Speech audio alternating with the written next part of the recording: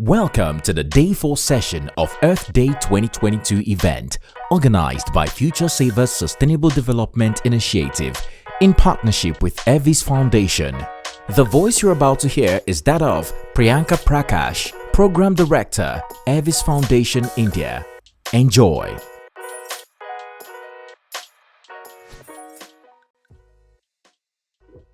Awesome. Thank you so much, everyone, for joining us to the Day 4 of the Earth Day event.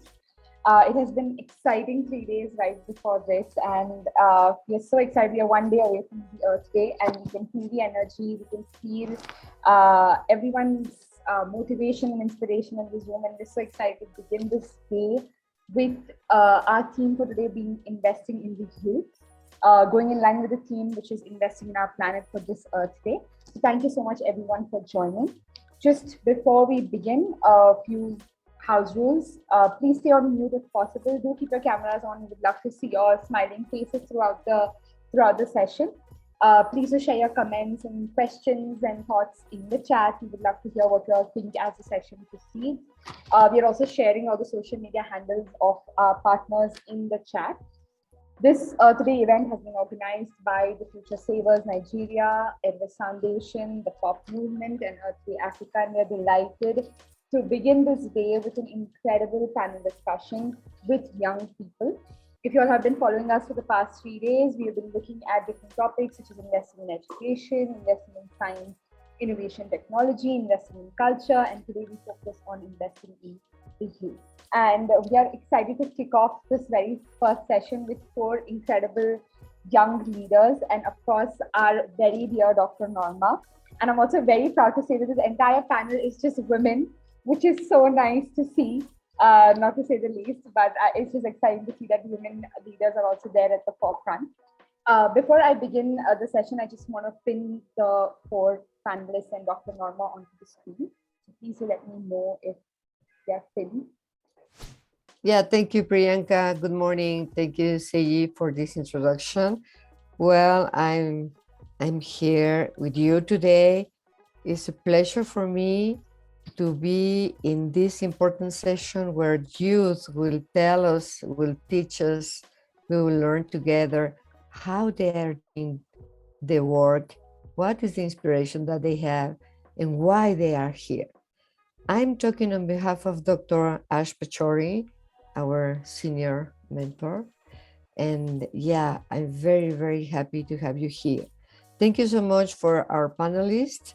That is Gloria from Seas of Change, Ana from the Color Book, Prachi, thank you so very much, Prachi, for Cool the Glove, and Meda Hope, our friend Meda Hope is a pop youth mentor. Thank you so much, all of you, to share with us today. I will give you time to respond some questions, and you can do it in the order that you prefer, you feel comfortable. The first question is, I think that's something that everybody wants to know a little about you. How is your work? What are you doing? And what was your inspiration? Because I know all of you, and I know that you are doing great things in different fields and different topics. Who say I can go first? You can raise your hand, please.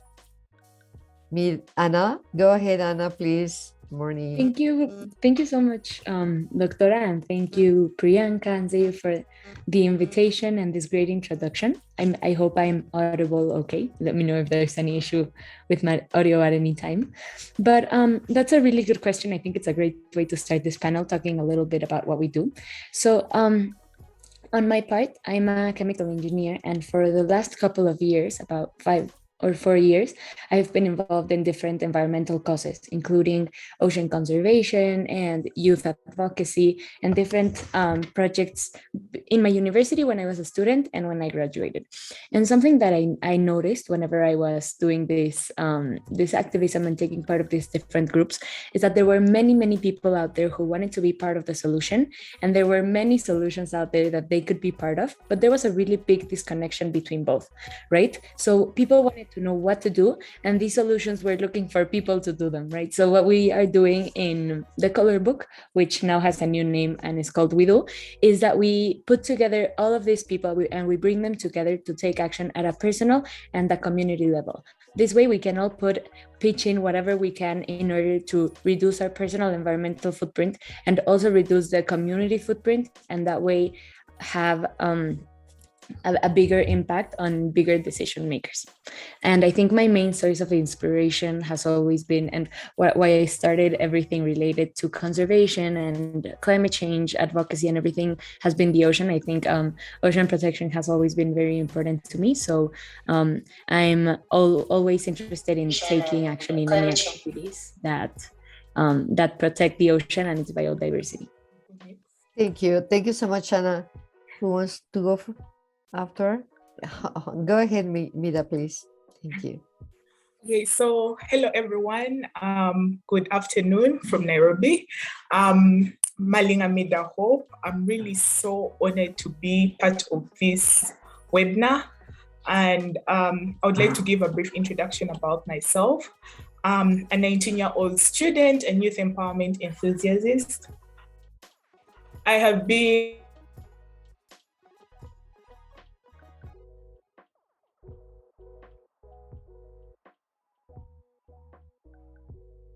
We can hear you, Meda. by my dad. Okay, go ahead, please. Oh, sorry. After 7 years of mentorship and influence by my dad and the kind of community I grew up in. At the age of 13, I found myself in Gaza High School, which is in Uganda, where I started my journey under the UN Global Classroom. I took part in the I Am Malala project, which focuses on girl child empowerment and youth empowerment at large. I took part in a water global crisis program, which focuses on community welfare and addressing issues to do with water shortages at community level. This exposed me and enabled me to attend an IAN conference, which redefined my journey in Morocco. I served in the school clubs focused on community development and welfare improvements such as SWAS, debate, etc. Later on, upon attending an IAN conference, I joined an organization that is known as Global Scribes Youth United Nations, whereby I was able to spearhead projects on menstrual health management, youth empowerment, and mentorship programs, GBV, to be specific, female genital mutilation. Later on, I focused on creating an organization, stroke association, which I'm still shaping, called Hitaji Africa, which means we need Africa, with a motto of youth saying, we saw the need and took the lead. And I also later on ventured into other community outreach programs at village setting and other orphanages to empower and mentor youth. Later on, and currently I am a youth mentor at the Pop Movement. And for the last 1.25 years, part of this year, I've sort of been trying to redefine my journey and trying to discover myself more. So I've really not been thoroughly active. Yes. Great, Meda. Thank you so much. Prachi, go ahead, please. Thank you. Okay. Hi, everyone. And so nice to see so many familiar faces. Anna, Dr. Norma, Meda, and Priyanka, of course. So nice to see all of you again. To those who are meeting me for the first time, my name is Prachi. I'm the founder of an app for climate action called Cool the Globe. And my journey towards building it was, I never really set out to build a platform for climate action. It just started from when I was in college. I started hearing a lot about climate change and the role I was playing in it. And it really bothered me. I wanted to do something about it, at least at my own level, but I had no idea what I could do. So I went to my parents and I asked them, what do you think I can do about climate change in my day-to-day life? And we decided to start from our own home. We took up a simple pledge to reduce our own greenhouse gas emissions by 10% every year. So in order to do that, I started researching on which activities of mine are leading to most emissions, how can I reduce them, but also most importantly, how can I measure them? because I feel like in order to do any kind of impact, you first need to measure your progress on it. A few months into this journey, two very different things happened. One was that I began to enjoy it. It almost became like a fun game that I was playing with my family. It felt good that at least at my own level, I was doing something. And because I was enjoying it so much, I would speak about it with my friends, my relatives, and they got excited. So citizens around me started coming to me and saying that it looks like you're doing something different, and we would like to be a part of this. And that's when I started thinking about how can I bring global citizens on this quest with me using technology. And from this, we came up with the idea for Cool the Globe app, which essentially helps people like you and I reduce our own greenhouse gas emissions to a target. So in the app, everybody gets a monthly and an annual target to reduce their carbon footprint. And much like Anna said, they get a personal target and a community target as well. And then I can choose from a host of simple day-to-day climate actions that I can take and see the emissions that I'm avoiding by doing that. But then a lot of people also think, what difference can one person make? We think that when there are a lot of us coming together, then a collective impact can be very big. So we kept a global meter on the homepage of the app, which would show the collective emissions avoided by everyone combined.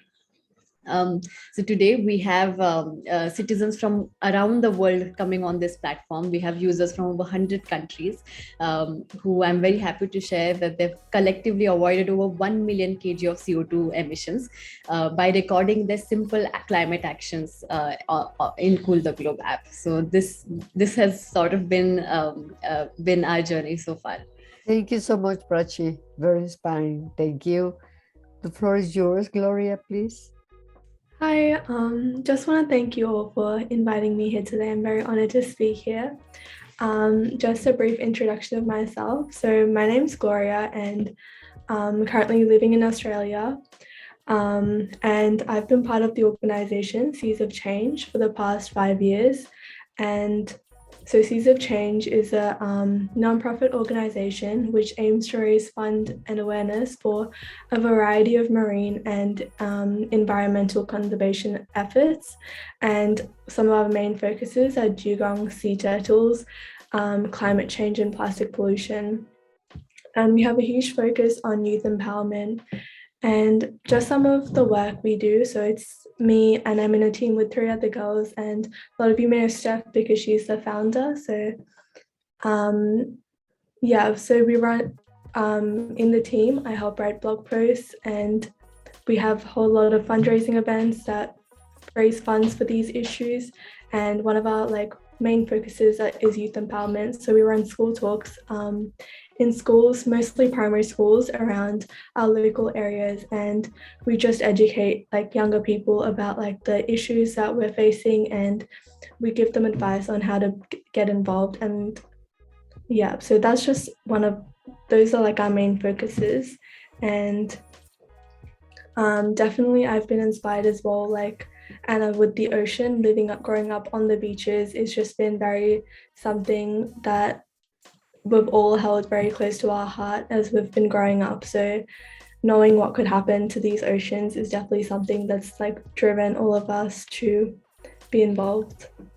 Thank you so much, Gloria. Well, now we are going to the second question. That is a very important question that we are talking about after many times, many months, many years. And that is the fact of the youth responsibility that you are taking now, facing and tackling the climate change. I would like to make a comment. I think that if we see and we learn from the story of the humanity, we can observe that in many times youth was fighting. Youth had different fights, and one of these examples is the very worldwide movement, student movement that we have in the 60s. Do you remember around the world, youth fighting for a good education, for better jobs and everything? And I think that youth at any time us be present in fights, and because it's like this, this very strong, you are open at this moment, you are very interesting in what is going on with climate change. That is, I think, maybe the most important problem that humanity is facing in our days. And that was at the high school in 68, and I remember exactly what was going on in my country at that time. And my question now is, you have been the whole week in this important meeting talking about climate change, global warming, about actions, about your work. What are your thoughts of the responsibility being put on into your shoulders? Because we are talking that you are now responsible for the future. And I think that is something true, but what we know, we want to tell you that is you are not alone. We are here with you. We are also responsible, but the face that we are seeing now is yours. Your actions are very important. People is focusing on youth, and people is waiting a lot of things. What do you think? You are responsible, your responsibility is on your shoulders. What do you need now from us, from everybody, from anybody, from the institutions to achieve your goals that you have now? And we are going by one again, please. We go, Ana, you want? Sure. Thank you so much, Doctora. That's a great question because I think it really puts into perspective that youth have stepped up historically to speak up about different topics. No, it's not just climate change today, but it was human rights before, and gender equality and many other topics around the world. So I think it's so important to discuss it from the perspective of the youth. And I think it's crucial that across the world, the perspective and the opinion of the youth is being taken into account more seriously now. Now you see politicians or bigger decision makers really listening to what the youth have to say, to the perspective of the youth, and taking into account and really applying what the youth want. However, we can't let this be confused with the responsibility passing on to the youth, because the youth have to be there. Well, the youth are there to promote this climate justice and climate action and everything, but it's the bigger decision maker who really have it in their hands to make the correct decisions and create a sustainable future for all of us, right? So it's really easy, and we see it every day, that bigger generations say they're very proud of the youth and they kind of leave it to them to do it, but we do need to do it hand in hand. We need the opinion of the youth and the perspective of the youth, but we also need these bigger generations to take action and to learn from what the youth are talking. And I think that's something that's really interesting about the perspective of the youth, is that it's not clouded by different interests. As the generations get older, sometimes they do have to respond, I don't know, to their bosses or to political interests or to many other things. And this sometimes clouds their own personal opinion about social and environmental aspects and problems. On the other hand, the youth can really speak up about anything, and they can really speak their mind and talk from the heart. And I think something that's crucial is that the youth really put empathy and equality at the forefront of their fight, right? So the youth across the world are really uniting to make this front one, and to really have the bigger governments take action. And I think we can't let our guard down just now. We've done, and everyone around the world has done great advances, but I think there's still a lot to do. And I think guidance from older generations is always very important, especially when you want to know where to direct your fight, right? So maybe you are a youth from Mexico, to make an example, that's interested in a specific topic, and there are many older people who can guide you on who you can speak with, what you can talk about, or where you can learn a bit more in order to make your fight more effective. So I think this is why guidance both ways is really important. Thank you, Ana. Thank you so much. I go to you, Meda. What are your thoughts about this topic? Thank you so much, Dr. Noma. Well, I would like to thank Ana for her really brilliant insights. I would go on by seconding and more of like adding little content on what she talked about. So one thing we all need to acknowledge is the fact that the youthful stage is the most energetic and active stage in one person's life. And it's a time where one is shaping and redefining their form of lifestyle. So in this stage, someone is exposed to all kinds of circumstances and they are able to know what it is like in order for you to reach to a certain level of life.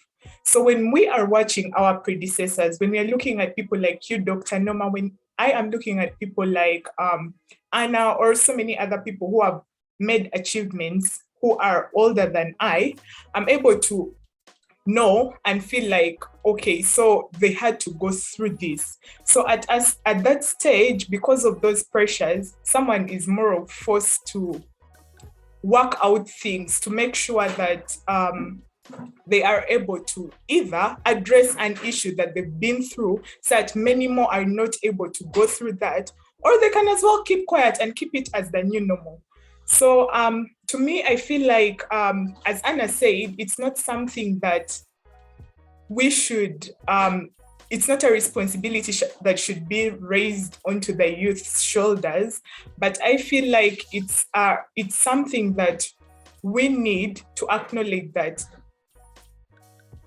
it's a generational procedure. So we are youth now, but later on, we are as well going to become predecessors to a certain generation, hence looked at as mentors to a certain generation. So if we ain't trained or mentored or guided on what exactly we are supposed to address and acknowledge as something that needs to be changed, then I'm afraid it's something that is going to keep moving on. Looking at issues on gender-based violence, climate change, and all, it's up to our predecessors to mentor us. We already know what is on ground, but we do believe that most of these interventions that are being put in place to address the issues of climate change have been put in place before by our predecessors, the elders. So it's up to them to guide us and tell us, you know what, we tried this before, what do you have in mind? So that we either improve upon what has been done or introduce a new intervention that we feel would change the situation or reduce the effects of the situation. So in this case, I go in for, it's going to be more of like a mentorship program. So the predecessors have to work with the youth, and the youth generation right now being mentored needs to acknowledge and learn that it's them who are going to determine what the future generation would be like. So it's up to us to put in our all and take in responsibility to our hands where we still have the energy to learn and put in place what exactly the incoming generation would appreciate and have it as a stepping stone to make better change. Yes.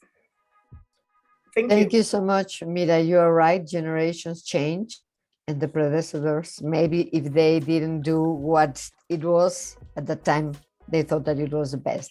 But you are continuing, you are going forward, and then you're gonna see when you're gonna be adults if you did it well or not. And all of together, we will decide that if the story was wrong or was right. Thank you so much, Meda. Thank you, Ana. I'm going to you, Prachi, please. Yes. Thank you so much, Meda and Ana. It was a pleasure listening to you. Because of my work in climate, I get a chance to... Yes, am I audible?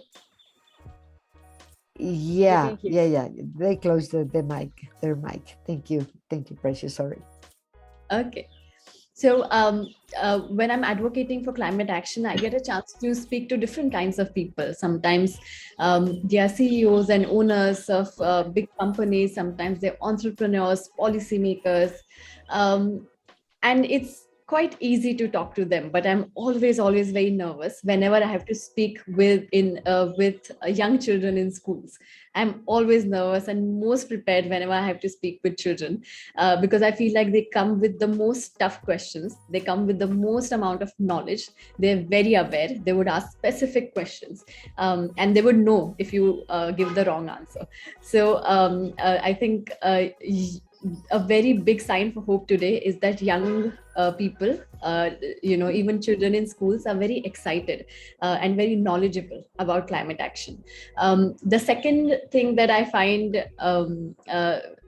amazing is that the difference between whenever I'm speaking with the older generation as opposed to young children is that people would come to me, people who are of the older generation, they would come to me and they would speak about awareness. They would say, let me spread the word amongst my friends. But whenever I'm talking to children, they would speak about action. They would come and say, this is the project I'm undertaking. This is the action that I'm taking in my life. This is the change that we have brought about in our homes.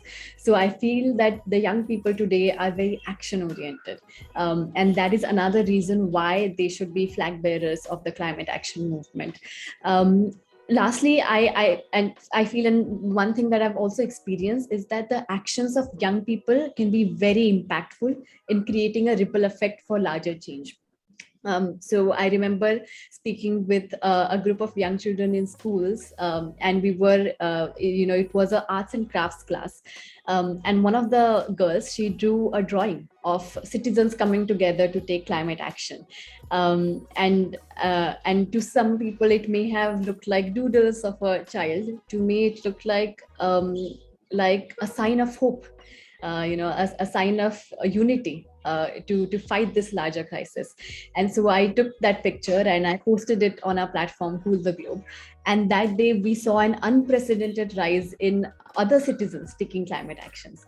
I always tell the story of this 9-year-old girl who had emailed me once, and she said that I don't really have a phone, but I still want to be a part of this. So what change can I make in my own life to fight climate change? And I always tell this story to people because whenever they hear about this 9-year-old girl, they think that if she can do this, if she can think like this, why can't I? So young people today can become an inspiration to their parents, to their communities, sometimes even to their teachers.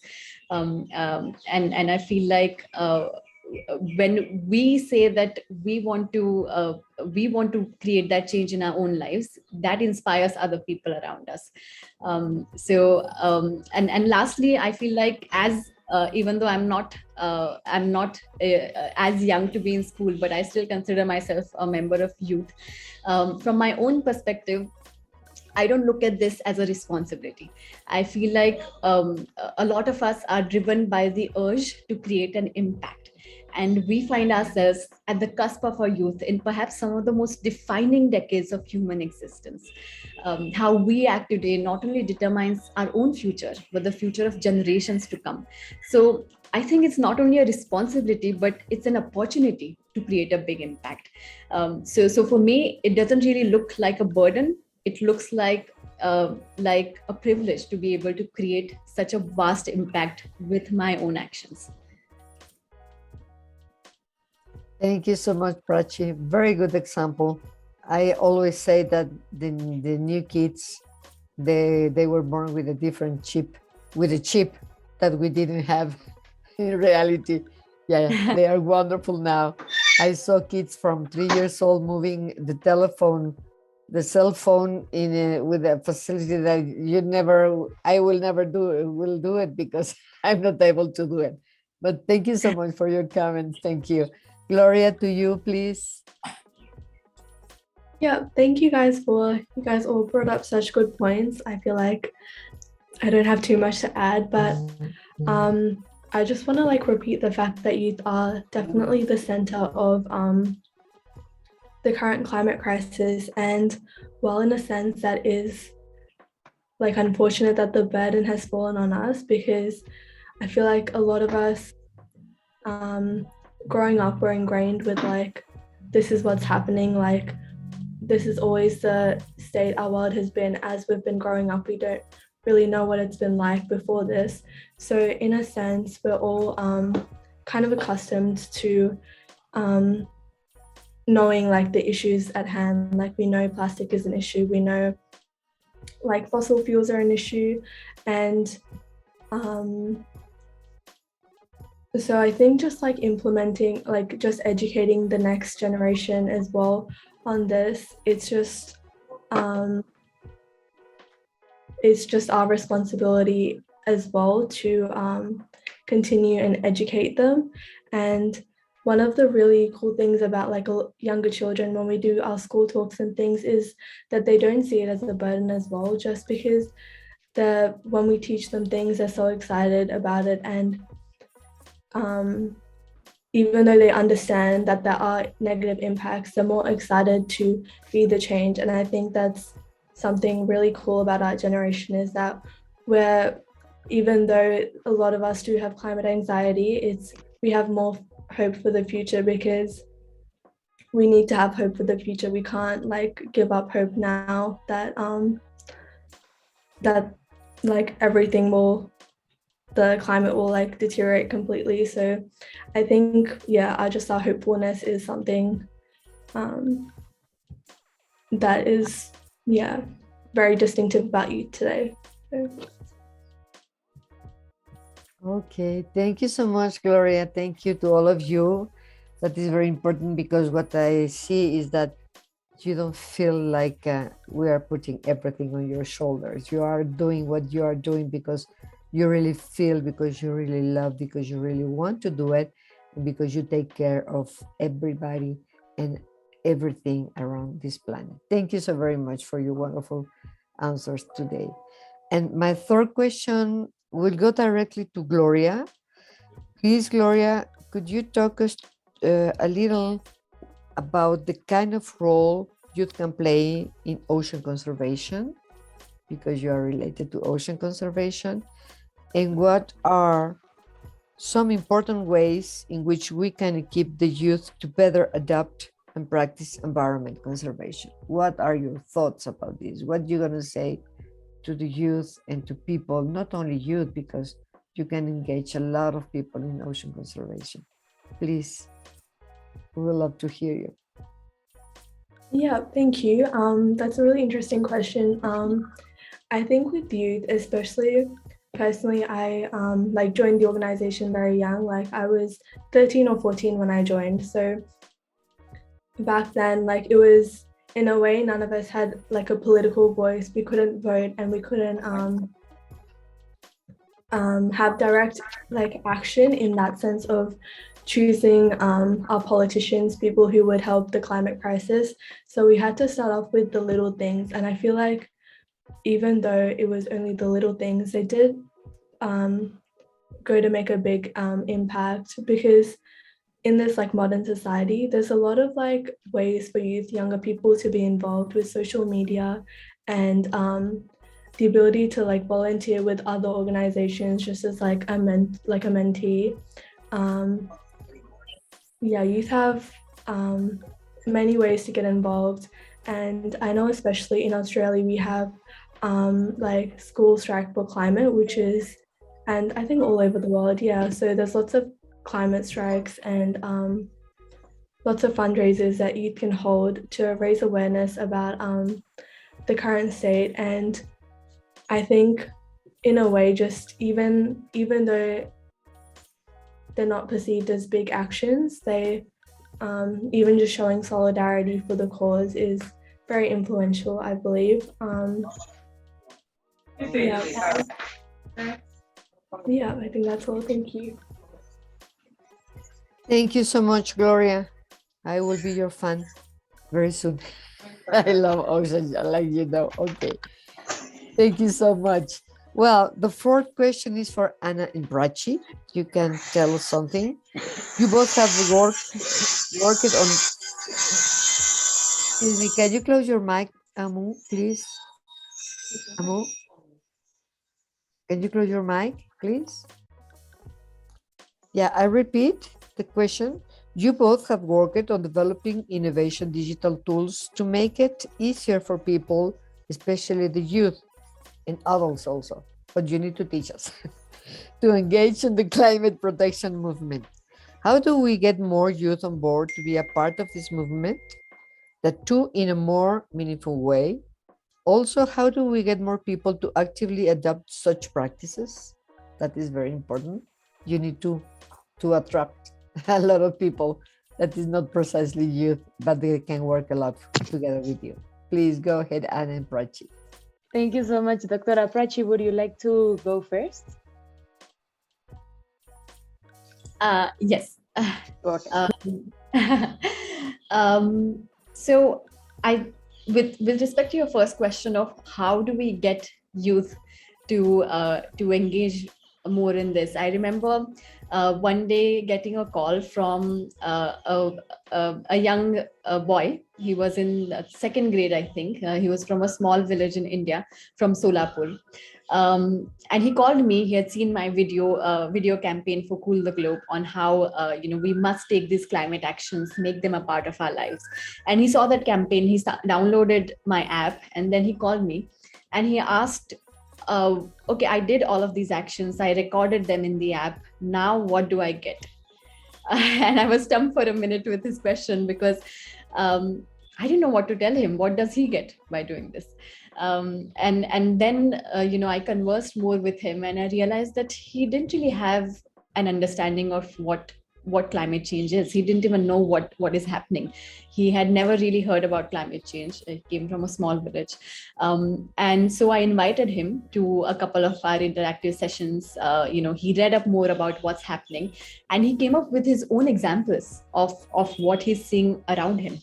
He had not heard of climate change, but as soon as he learned about it, he started connecting the dots, and he started looking at how his village is being impacted by it, how his parents' farm is impacted by it. His father would often say, farming is not really affordable anymore because the weather has gotten so unreliable. So he connected all of these dots, and then he became one of our biggest advocates in that region. So I feel like in India particularly, the first step to engaging youth is for them to even know what is happening, is for them to get that awareness. And once they do, I feel like they are the most proactive in taking action. So that's number one. And then I also remember speaking with a group of girls in Chandrapur, they also came from a small town in India. And I spoke to them about climate change. I spoke to them about these catastrophic impacts from sea level rise to coastal erosion. And I could see that it was falling on deaf ears. They didn't really care. They couldn't understand what I was saying.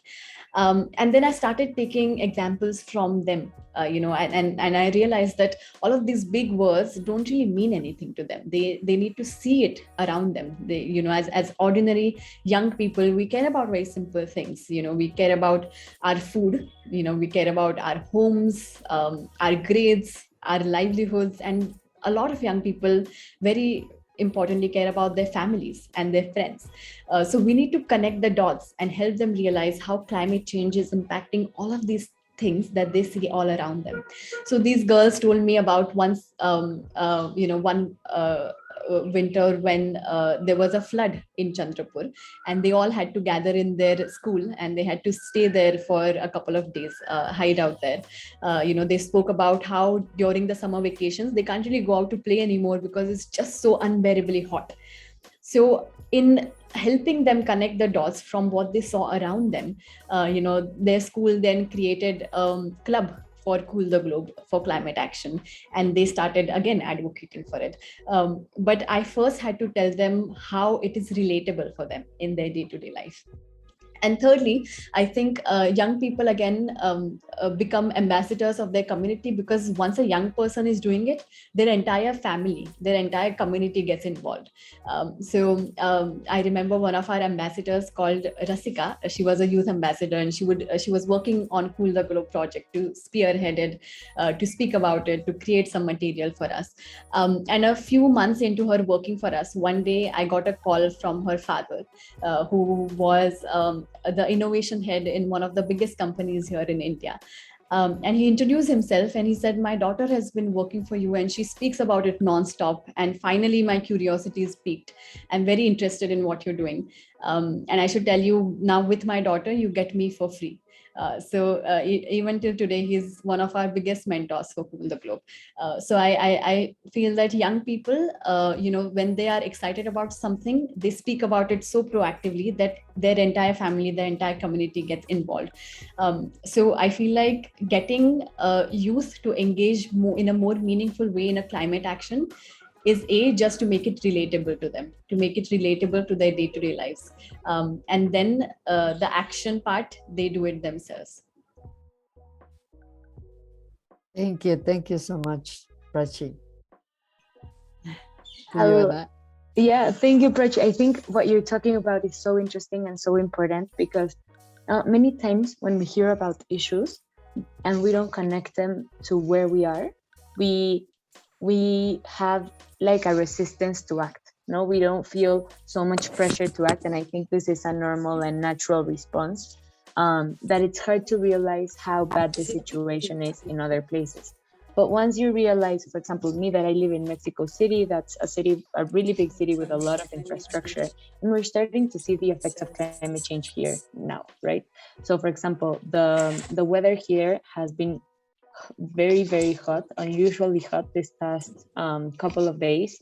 And for example, flooding has been getting worse year by year. We're starting to get more fires and everything. So once the people in Mexico City start connecting, hey, these temperatures are not normal. They're part of this climate change that is being faced across the globe, the same with the floods and the fires and everything. They realize that if their city is being affected, they can think more empathically, going back to empathy, to all these people, for example, in coast or marginalized communities that are facing even worse effects, right? We know how climate justice and, the unfairness, to call it this way, of climate change is that those who contribute the least to it are usually the ones that are most affected by it, right? So once people start internalizing this and they realize, if I'm being affected, there's people elsewhere that are being affected way more, it's a really big motivator for them to become part of the change. Also, I think something that's very important that we do in We Do is something we realize is that a lot of people, you can take a lot of actions and there's a lot of things you can do, right? But sometimes if you don't keep track of them, you have this feeling that they're not accounting up to anything. Maybe you can feel like, oh, hey, was it really worth it that I have showered with cold water and in 2 minutes for the last month and a half, to put an example? Because maybe you don't realize that all these small little actions that you can do in your day-to-day life and this conscious decision making that you can have really adds up to a bigger goal, right? So something we do here is that we quantify the positive action they're taking. So we measure the users' carbon and water footprint when they start using the app, and then we tell them how this footprint is being reduced thanks to the changes that they have taken, right? So they can see, oh, hey, I've saved, I don't know, 10,000 liters of water, or I've saved 100 kilograms of CO2, things like this. And they can really put it into perspective, like, I don't know, this accounts for this many, showers, or this accounts for traveling from this to this place that I didn't do, And once they start internalizing how this adds up, I think it really motivates to continue acting, and also seeing how it adds to a bigger goal. It's not just them acting by themselves, but it's this big community that's acting together and everyone working towards the same goal, right? I think that's also very important. And finally, I think a lot of motivation also comes from not being comfortable with the future we see ahead, right? When we think of the future far, far ahead in many, many years, if we follow the course we're in right now, we know that we're going to face many, many issues. But it's this feeling of having part of your decisions be an important factor in the future we see, right? So once you start taking this action, you can really become more positive and motivated into thinking that there's a chance, right? And that there's something we can all do to make it better. And finally, there's just many things, but finally, I also wanted to add that I think it was Gloria who mentioned that when she started, she was very young and she wasn't able to vote or anything. But once you start taking action at smaller levels, even when you're really young, and this starts accounting for something bigger, and you start making conscious consumption decisions, you are in some way making a vote. Maybe not directly for politicians, but you're choosing, for example, one brand over another, or you're choosing one action over another. And this really changes what both companies and governments will offer its citizens. So we can't forget that every decision we make really can change and shift the decision of bigger players. Thank you so much, Ana. Thank you. We will have a time for questions and answer at the end of your participation. Please take care of that, and you can write down your questions, or you can keep it in mind, please, because we will have 10 minutes only for that kind of exercise. Thank you, Ana. Thank you, Prachi. And now I go to Meda. Meda, this is a very important question too that applies to everyone, but I would like to have your opinion. You know that climate change can impact in a different way region by region. It's not the same if we are living on the forest, or we are living in a coastal zone, or we are living in a developed country, or in a country that is undeveloping. I think, and we think in general, that we need to use some models and different models of action oriented to give a solution to the problems and to suitable for local communities, because we know our communities and we know what is going on. And I cannot treat a city like indigenous communities because they have different conditions. What are your opinion, and do you believe that this can be achieved in that way? Please, Meda. Thank you so much, Dr. Noma. From the question, I realized that there's an A and B section. So the A part is more of like focusing on local solutions and action acceptance by communities, right? So for the A bit of it, I would more of like acknowledge the fact that we have to realize that for any program or project that is being used to address the issue of climate change must have been accepted and acknowledged by the community that you're putting up the intervention for. Because once they do not accept and fully adapt to it, then it's not regarded as a sustainable solution. So here we shall zero down to local community engagement. The reason as why I'm coming in for local community engagement is because these people, the indigenous people in this place, whatever area the issue is being addressed from, do know and understand the problems that they are facing. At least it's an obligation for the leaders to understand the problem that the community is facing. Well, maybe you've realized and you're coming to address the issue with them because you have modules that you feel would be best for the community that you are taking the solution to. But then these leaders do understand what the problem is like. And therefore, in order for us to like take up the solution as a sustainable one, we need to get to know their perspective. We need their knowledge.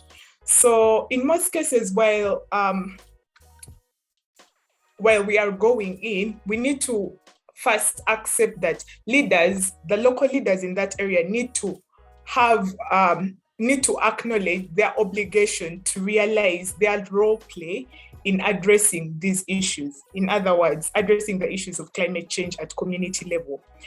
And I'm very sure within the same communities, there are people who have not realized the effects of climate change as well.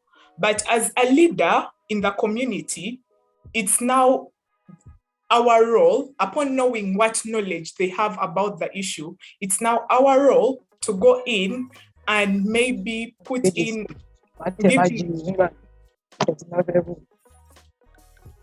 So it's our role to go in and maybe give capacity building, enhance the abilities to enable them support young people so that we are able to sit down and get on a center table and understand what the situation exactly is like, because they are knowledgeable enough on what is going on ground.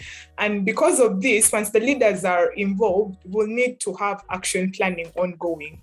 When we choose to take on action planning, we have to bring all respective bodies on board. In other words, we have to ensure that all categories are represented. And while we are action planning, we need to give room for these community members. Remember, you are going to solve the problem, but in that community, there are leaders who already have analyzed and realized through the capacity building the issue that the community is facing. So it's up to them to talk about the issues, and yours is to observe and analyze. Later on, we are able to look through and get to know what the causes are. For example, if it's drought, what are the causes what is the cause of drought in this specific community? Is it the cutting down of trees for the need of charcoal?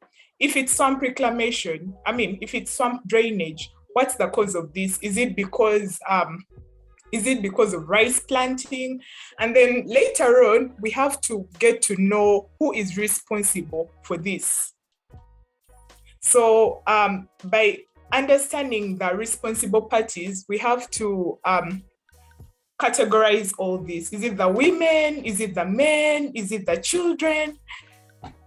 Once this is analyzed, we get to know there is a timeline needed. Now, for example, if we are looking at maybe the Karamoja sub-region of Uganda,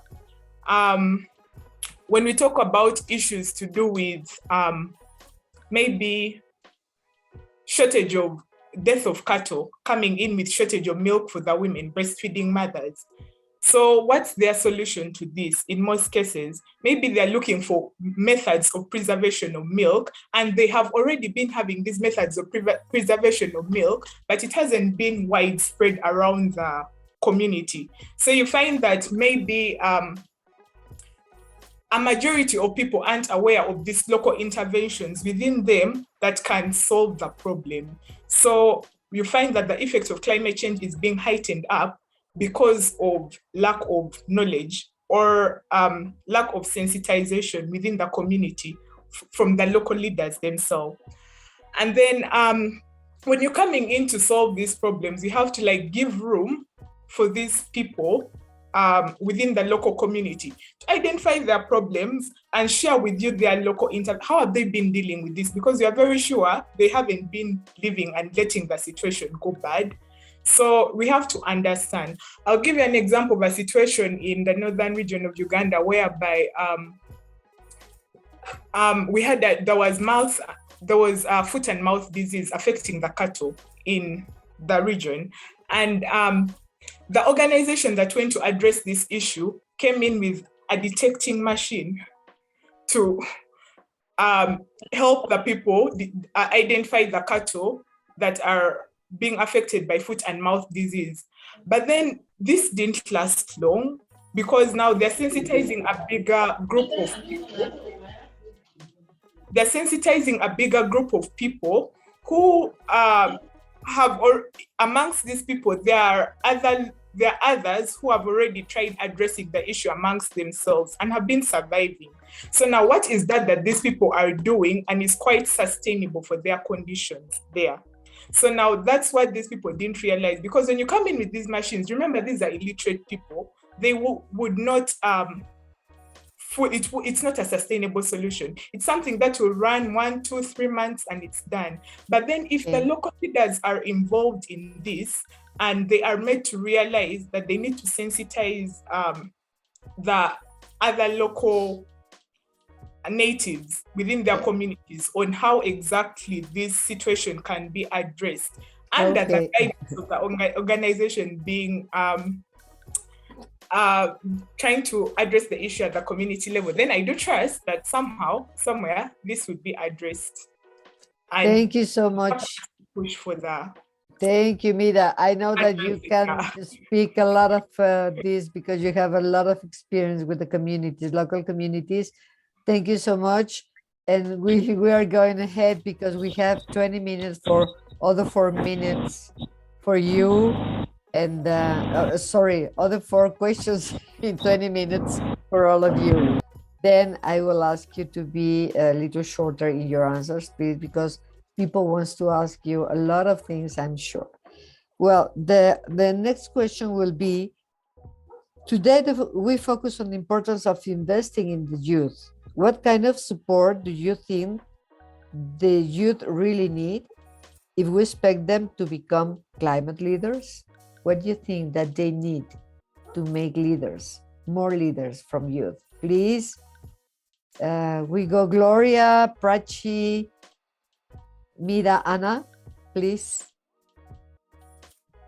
Yeah, so I think the first step, like basically what we're talking about today, is education, definitely for starting from a young age, because if you get that education at a young age, then you have the tools to, first of all, you can realize the issue from a young age, and then you also have the tools to start making an impact, yeah, from that age. And especially with being a leader, so that being a leader definitely is a big step up from just taking small changes in your everyday life. So to become a full, like a to become a climate leader, so you'd need the full like political education, environmental education, and also just like a good economic understanding. So you need to have a good understanding of all of these aspects to be a leader, and that definitely takes time, and it definitely takes a lot of effort on your own behalf to stay educated and stay up to date. But once people do invest in youth from a young age, then and they have the tools growing up, then they can be much more efficient leaders, I believe, when it's time for them to make those like bigger decisions. Thank you, Gloria. Thank you so much. Prachi?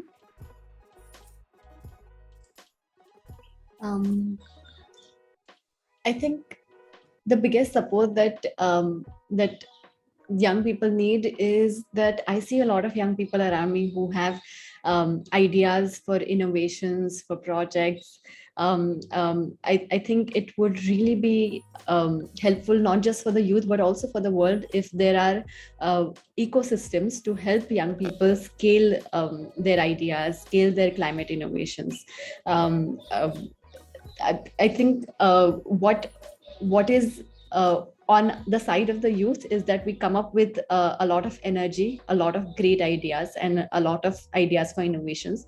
What we don't have is, because we lack the experience, we don't have a vision of what is possible and how big our innovations can get. So we need an ecosystem of mentors, of investors, of government bodies who would help us scale our innovations and projects, and also sort of help mentor our vision, and help us understand what is the potential of our innovations. Thank you, Prachi. Thank you so much. Meda? Thank you so much, Dr. Noma. Well, I would start by saying that it all starts with self-acknowledgement. Once a young person gets to realize their potential and what they are basically capable of doing, one needs to take time and understand how exactly their achievement, how far, get to know your potential, get to know how far your achievements can go. Because I think this is more of like now going to personal level. Starting this journey at a really early age, there are so many pressures that young people go through. So many pressures, and remember that decisions you're taking are decisions that are being done by people of an older like of older age, those who are past the youthful stage, and still they are facing pressures. So one thing someone needs to know is that get to understand yourself and get to know that it's about mentorship. Look at how others have coped up with this and take your time. You don't have to achieve everything within 24 hours. You don't have to, there is no time frame for this. In case there are any forms of breakdown that that would happen within the system, within the way, it's up to you to acknowledge the fact that it's a goal you set and get to understand that there's so much mentorship. You're not the first, you're not the last, and it's all about mentorship, basically, as the rest have spoken. So get to know where and how to go about things before you decide to put a project outside, to address any issue. Thank you, Meda. And now, Ana, please. Thank you so much, Doctora. I think I really like the theme of Earth Day this day, focusing on investment towards different projects. And I think there's different ways that different ways of investment into the youth. One is invest in their education and invest in helping them find all of these solutions that are out there, invest in making better and safer spaces for them to practice their creativity and really be part of the bigger solution makers that create all of these innovations. And once we move forward with that step, we come to the very important one, that is promote what they're doing and really believe in the solution they're creating enough to invest in it with money, right? So I think something that's really important is that there are many, many great ideas out there. As I think it was Prachi who was mentioning about scaling them up. I think it's so important to have this hand-in-hand companionship to scale it up, and also to really believe in what's being done, right? I think in investment in general, we still see a very entirely money-focused revenues, instead of also focusing on social and environmental revenues that can come from creating and scaling up these projects. So I think looking at these projects with a more open mind as social environmental innovations, I think it'll be easier to get more investment and have more solutions implemented across countries, cities, and local communities. Thank you, Ana. Thank you so much for your answers. Well, the next question is related to everything what you said just now, how to become a leader, how to push to be a leader, or how to support people who wants to be a leader, because a leader can be in a natural way, and in another way people wants to be a leader and they need to know how to do it, because you need to learn.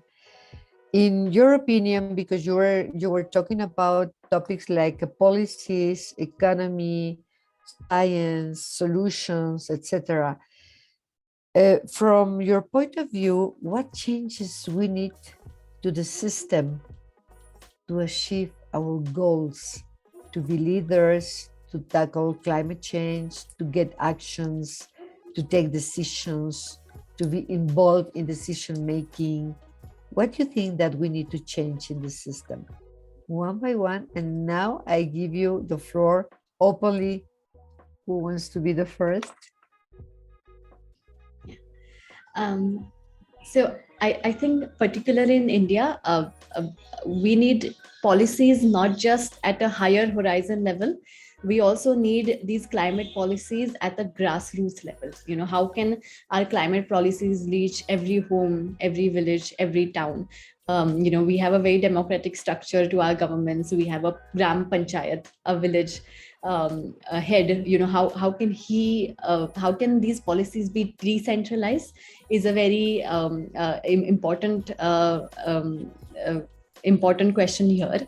And a specific policy I would really urge upon to make renewable energy prevalent in every home. In India, we have the sun in abundance. So how can every home be powered by the sun? We need some policy interventions to make that happen.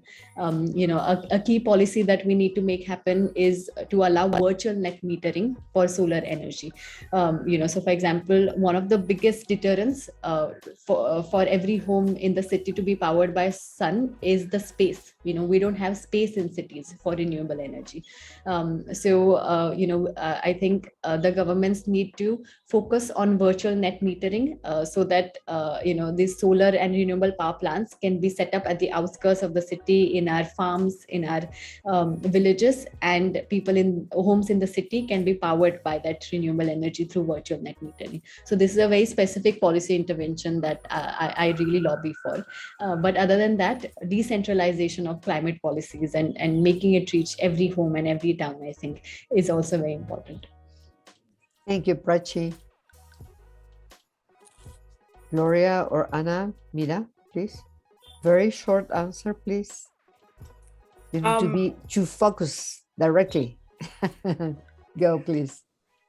Okay, so for this, I would come back again to the issue of, we are talking about systematic changes that would be involved in addressing most of these issues in terms of policy making and economics and everything. So coming down, I would more of like look at from what I shared earlier on with climate action interventions at community level. We need to acknowledge the fact that this action, upon an action plan that has been worked on by the community and the incoming organization, as I've said, we always need to involve the community in this. So for the policies, communities can always come up with local policies. In this way, for example, issues to do with cutting of trees. Remember, while we are coming in with interventions, they've always had their own procedure of dealing with things. So if you're talking about cutting of trees, it's very obvious that in this community, trees are being cut down maybe for charcoal and all. So what they could do was maybe agree upon planting trees in a certain place and then put in a policy that here, within this area where these trees have been planted, they shouldn't be tampered with. Now, for example, still maybe the central region of Uganda, me being Ugandan, that would work there. And then for the northern part, with issues on animal grazing, overgrazing of cattle and everything, which is destroying vegetation, they would put up buffer zones. And then for issues to do with swamps and everything, I would talk about,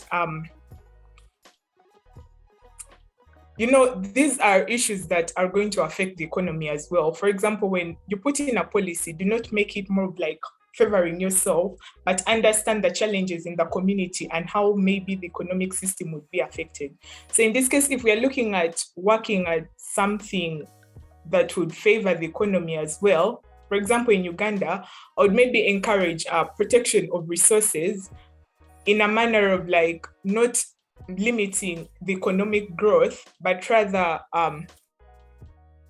making the system quite more favorable within the policy making. For example, if people have been planting rice in swamps, would you set a policy that would maybe encourage the planting of rice maybe for 2 years and then let the swamp rice reclaim for some time? And then in the process, because the community has set its own policies, it's them to set the penalties. In case this is broken, what will happen? So now the organization that is coming in can come up with its ideas after listening to what policies are already on ground within the community. And then on the science-based issue, this is quite a sensitive part because quite a number of indigenous set areas fail to have sustainable solutions to issues of climate change because totally new interventions are brought in place. Yet you get to realize that there's already been an existing local intervention that this new one that has been brought in place is more of like a familiar intervention. But Nirav, please, can you conclude because we are short on time? Sorry. Yeah. So basically, I would encourage linking of new science-based interventions to indigenous already existing interventions. This would make it easier, to address the issues of climate change. Okay, thank you so much, Meda. Ana, please. Thank you, Doctora. I think really great ideas have already been talked about, so I don't want to take too much time. But what I do want to say, and going back to the same point that I was saying before, I think each time that I'm asked this question, my answer depends a lot of what I have in mind in that moment, because I think so many systematic changes are needed. And we really need to act from the ground up to make sure that all of these changes stay rooted to the hearts and souls to everyone who's taking action, right? But I think a systematic change that is needed is really changing our perspective about climate change being an ethical issue and not just an environmental issue. Really thinking about those affected and how this is also a social crisis and not just environmental, and start acting with empathy and without putting revenues and money above the other above other benefits to the people or benefits to the environment. I think that mindset change is the most complicated, but also the most necessary. Thank you so much, Ana. Well, the final question, and very short, please. That is something that you need to be really like just very concentrated. Normally, I don't know if you feel this, but I felt many times in my life that I was feeling hopeless with the tackling climate change or environmental topics and problems. And sometimes I was asking myself, that is what I need to do. I take so long time, I take all my effort. And then suddenly I said, yes, Norma, you need to do it. You need to work, you need to act, you need to show people that you can and people can, and we go further. I think that many people that is here in some moment in their life, they felt the same, exactly the same. Please go ahead, always go forward, always fight, always. And my last question and my last suggestion for you is to give us a message from your inside to inspire how you would like to inspire people and to make climate leaders, how you can do it, how you would like to do it. Very short, I will do it in that way. And with that, we go to the questions and answers. Thank you so much, all of you. Sure, I'll go ahead. I think my main message, just in one sentence, will be to realize that there's more in your hands that we sometimes think there is. Every decision you make, each day of your life will really have an effect on this crisis. So you can really be part of the solution every single day through different actions. Keep that in mind anytime, like throughout your life, so that you can always make sure you're acting positively. Thank you so much, Prachi. My message would be that our actions are often a lot stronger than our words. Our actions have a lot more power than we realize. And I think when we as ordinary citizens decide to take actions in our day-to-day life, it inspires 10 other people around us, and it creates a wildfire of change. So I feel my one message would be to start with one climate action today, and to not only take that consistently, but also to measure your impact, the impact you're having by taking that action. Measure the CO2 emissions that you're avoiding by doing that. And then, you would see everyone around you becoming inspired by you and becoming an agent of change. Beautiful, Prachi. Thank you. Gloria? Yeah, thank you. Just something I'd like to add is I think something really important for all young people to know is that there's always people who are willing to help them. It can be very intimidating in this field to get started, especially at a young age. And a lot of people aren't super supportive. They think, wait a few years and then you'll be ready. But keep on trying and you'll definitely find someone who's willing to help you and willing to mentor you and help you be more involved in this climate action. Very nice. Thank you. Thank you, Gloria. Meda, please. Thank you so much, Dr. Noma. So basically all I need to say is no man is an island. So in other words, with whatever you are doing, get to know that you have strengths and weaknesses. And for your weak points, you can always have stronger support coming in. So with whatever you are doing, get to know that you always need support one way or another, and acknowledge the fact that asking for help is not a weakness, but a strength. That's something that I actually needed to learn at an early stage, but I got to realize it just last year. So once you get to know that asking for help is no weakness, trust me, your journey will be made easy, because leadership is about not only you, but those around you as well. So asking for help is not a weakness, but a strength. Yes. Thank you so very much for all your messages. Thank you so very much for this wonderful panel. We know more from you. We know each other. I'm sure that everyone will be here to help others and to work together. Thank you so much for this amazing panel. On to the next section. Then now, can we all hear me? Yes, we can. All right, so fine. Okay, on to the next section. We have Dr. Jumoke Ogunrayi here. Can go ahead with the paper. All right, thank you very much, Ola. It's been an amazing day. Today is the fourth day, interestingly, and I just want to first of all appreciate everyone that has been following this event. It means if you've been following from the beginning to now, it means you've been with us for about 7.5 hours, because we do approximately 2 hours every day.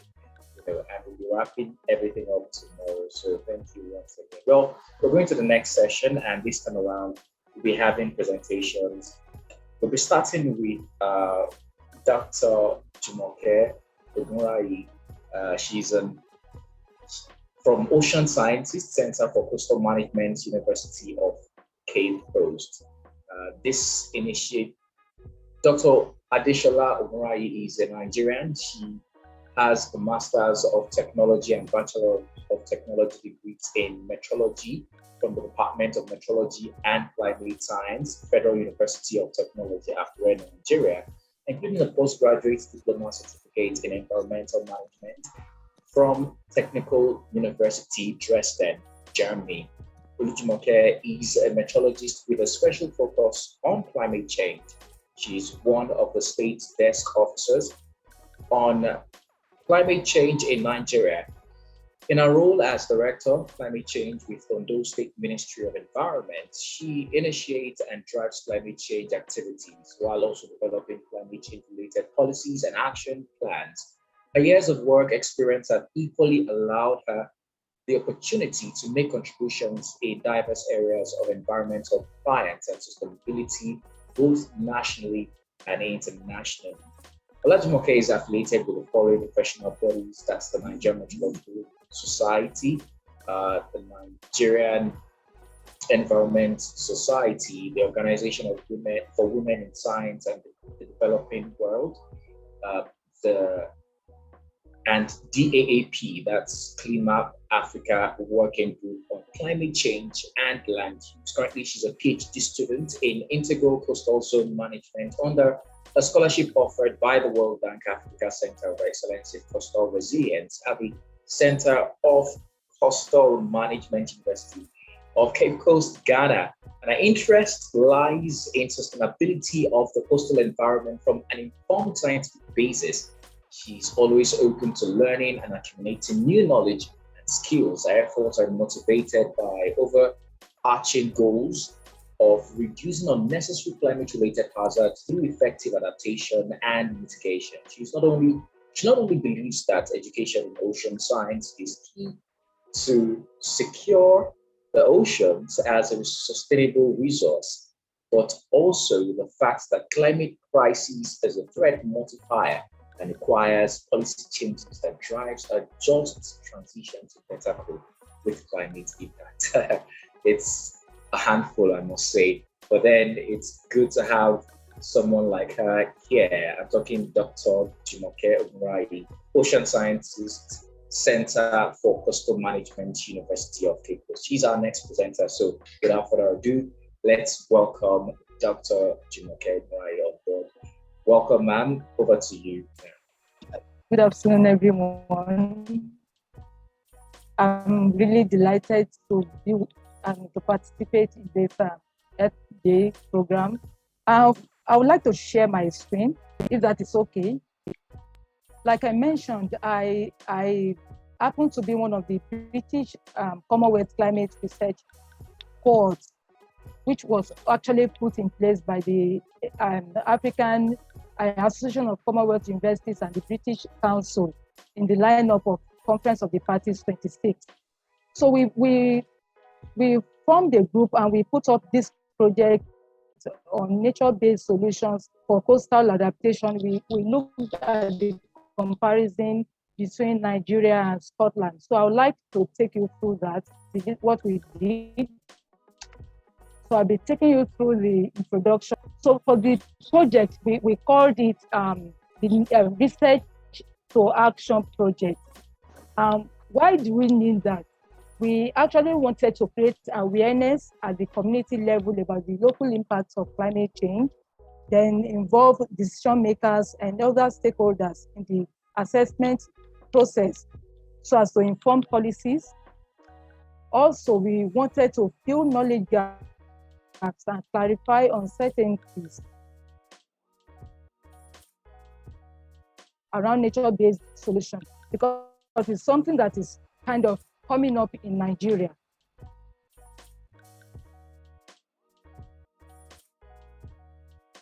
So then the main objectives of the project was first to highlight the importance of nature-based solutions, to show that Nigeria and Scotland, though different countries, share common challenges when it comes to coastal challenges. Then also to open doors to future collaborations between Nigeria and Scotland as far as nature-based solutions is concerned.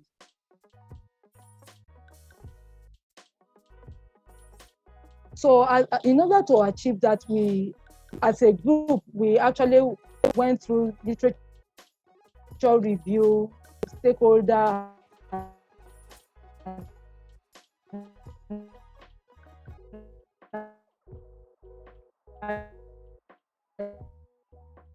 analysis, then we also conducted this awareness. So our findings based on the literature review was based on current situations in Nigeria and Scotland. We were able to define different categories of nature-based solutions. I'll take you through that briefly. Then we conducted a stakeholder framework and engagement framework. Then we also did focus group discussion. So in Nigeria, the current situation as far as the coastal challenges in Nigeria is concerned is the fact that coastal regions are most vulnerable to erosion and flooding in Nigeria, especially in the southeast areas of Nigeria. Then most of the vulnerable groups include farmers, fisher folks, the elderly, women, children, persons with disabilities, and poor people. In the urban areas, we have human settlements along the coast and economic activities, which also increase the vulnerability of these coastal communities. In the rural areas, we have the decimation of mangrove ecosystems, which has proved to be a significant factor as far as coastal erosion and flooding is concerned. Well, in Scotland, the coastlines there is dominated by hard rocky coast and areas of mixed sediments. But extensive areas of coastline in Scotland is dominated by a soft shoreline facing increasing pressures from intensive coastal erosion, especially the east part, both from the natural activities and anthropogenic activities. And many of the coastal areas of Scotland also support communities, support infrastructure and local or regional and large-scale industries. So we have different categories of nature-based solutions that have been going on in Nigeria generally. For instance, the afforestation program has been going on. Then there's this Great Green Wall initiative, especially in the northern side of Nigeria to combat desertification. Then also mangrove restoration initiatives has been proposed for the Niger Delta region in Nigeria. So I'll just go straight, just because of time. Along the line, while we were looking at this comparative study, we carried out stakeholder analysis and engagement framework. And we selected relevant stakeholders from government institutions, for instance, in Ondo State Ministry of Environment, some from NGOs, then representatives from private sectors were selected just to seek their own opinions as far as nature-based solution is concerned. And from the focus group discussion, we were able to note that Nigerian government has actually neglected mangroves in the coastal areas of Nigeria in terms of policy implementation. And there have been challenges of mainstreaming the nature-based solution.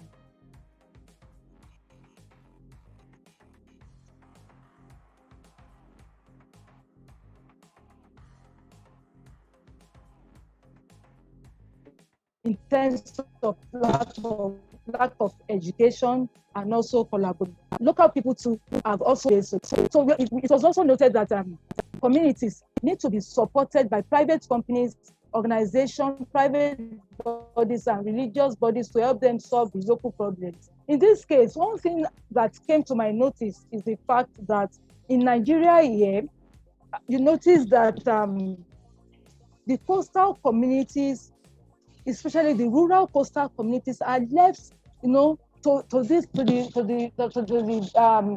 vagaries of coastal erosion without government doing anything.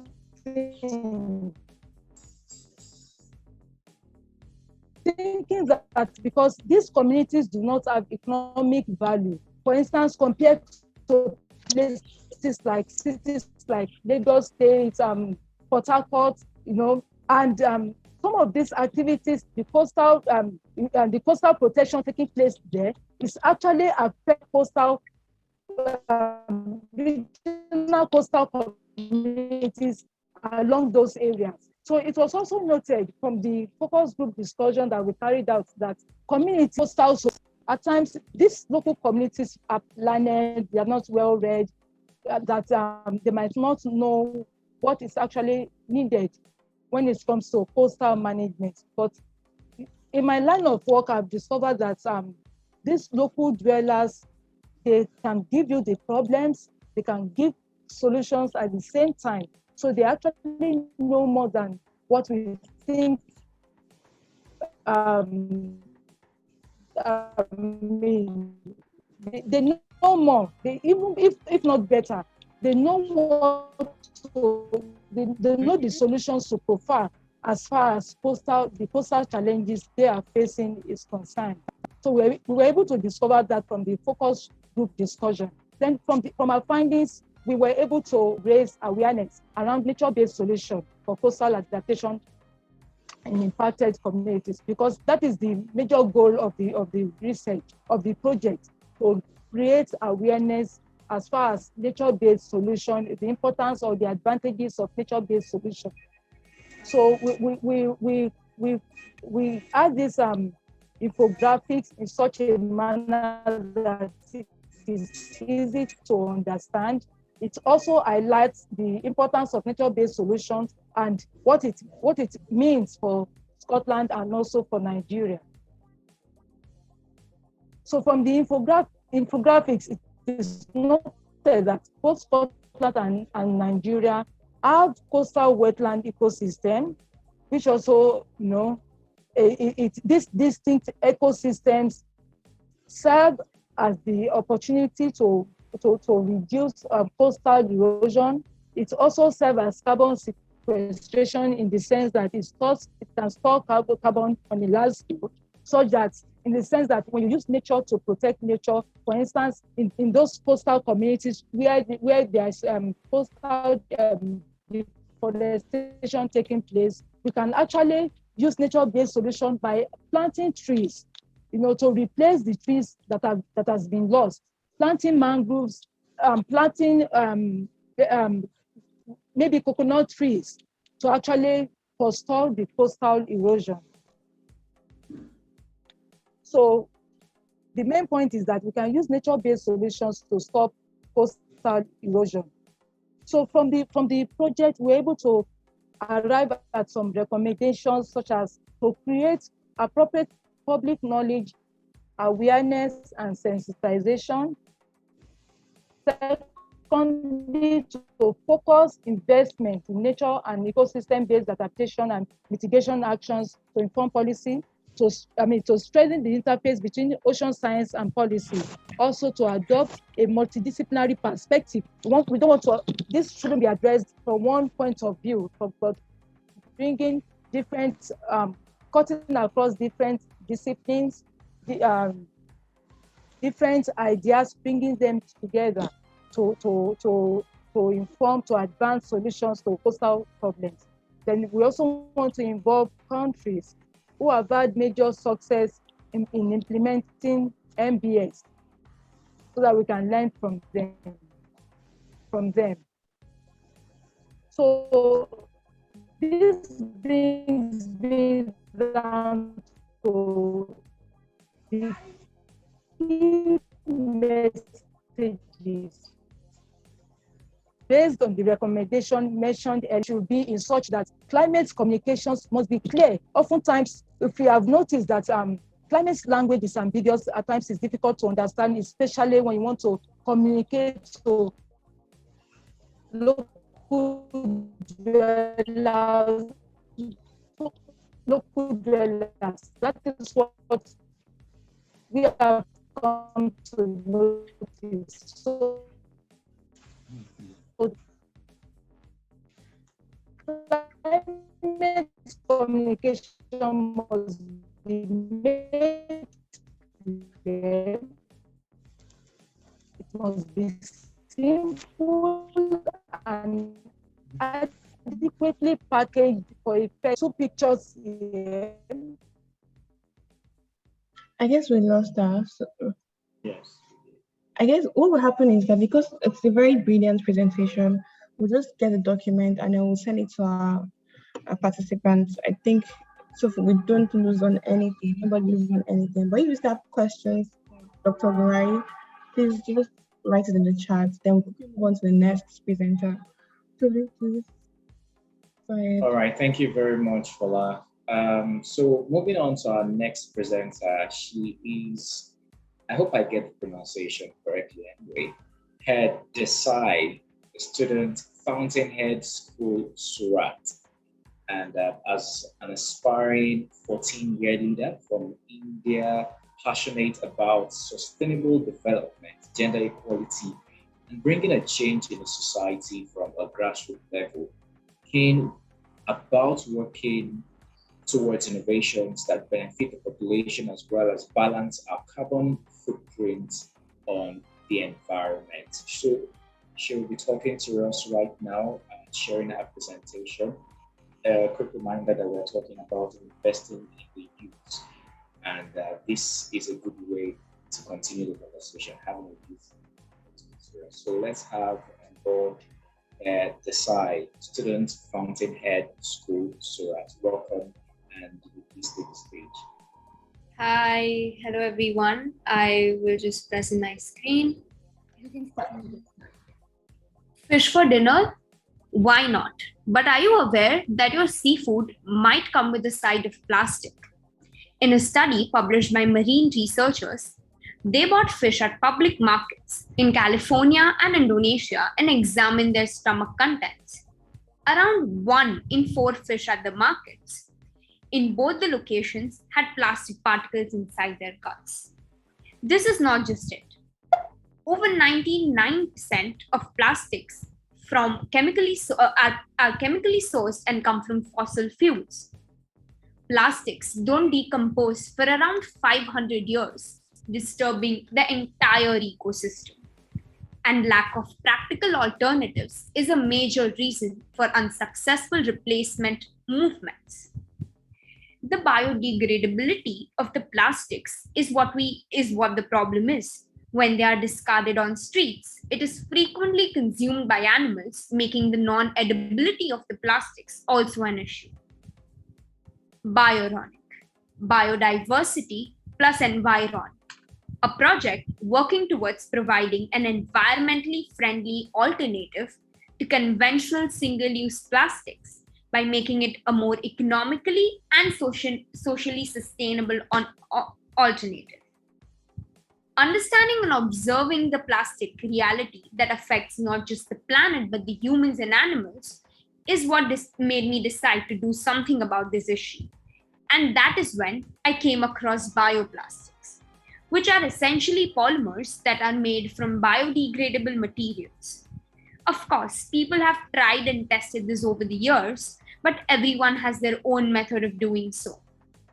Like how anyone else would do, I started out by researching online, wherein I read through different research articles, watched TED Talks, and referred to previous experiments that were done by people. This helped me list down my variable and constant ingredients. So, what are bioplastics? They are plastics that are made from organic materials, which can be extracted from kitchen waste. It is a compound that decomposes over time through living organisms, and it is a practical and socially sustainable solution that meets the need at scale. So after I had done my secondary research through different online sources, I moved towards doing my hands-on work, which was my experimentation. So I have divided my so far experimentation that I have done into 2 main parts. The first main part being experimentation part 1, wherein my objective was to experiment with different combinations and ingredients like water, glycerol, gelatin, and agar-agar. Agar-agar is basically extracted from some parts of red seaweed algae. So in my experimentation 1, I gathered all of these 4 or 5 main ingredients and I started experimenting in the lab. So the process of my bioplastic creation is very simple. Initially, I measured out all of my ingredients. I diluted all of the powder substances with water and glycerol. I heated the mixture until the quantity almost reduced to half, and then I let it cool down in a mold, a trough basically.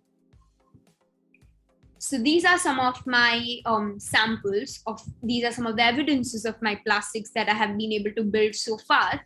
In the first image that you can see, you might be able to see white sort of dots. Those are fungi that got generated in the plastic because I didn't cover it.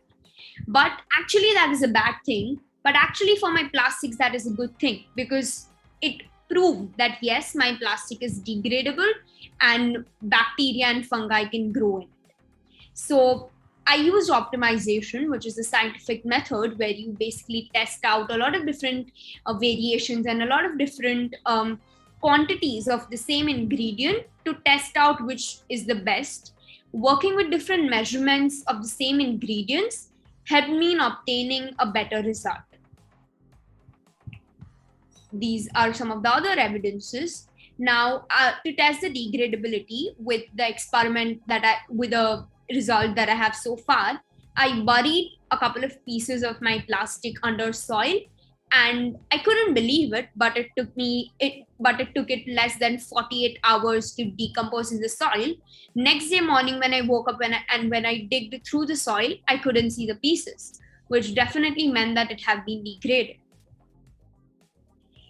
My project is still at an R&D stage. I would like to spend the next 3 months doing, of course, greater R&D, greater research, and developing a stronger product. And then I would like to spend some of my next 3-4 months in actually building a supply chain and building a production business model, because I do see Bioronic growing from a project to a company and selling the products actually in the Indian market, because approximately an average Indian consumes 11 kg of plastic around a week or around 2 weeks. Now just multiply that figure with the population we have in India, and when considered global, this definitely shows that plastic is a huge market, and similarly bioplastics will become a huge market too. So far, I have presented this project in one of our school business pitch meeting, and it got selected as one of the top 3 projects. It has also been featured in my school magazine, and I also participated in this competition known as Impact Investment Leaders, which was a global competition wherein I presented my projects till the semi-final stage. And I will soon be working with Dr. Ben, who is a co-founder at Swiss Impact Investment Associations, in developing a greater business model and actually pitching it to investors, getting some investment, and then setting up a production line of my own. And yeah, thank you. And I'm open to questions if the time permits. All right, thank you very much. That was a beautiful presentation.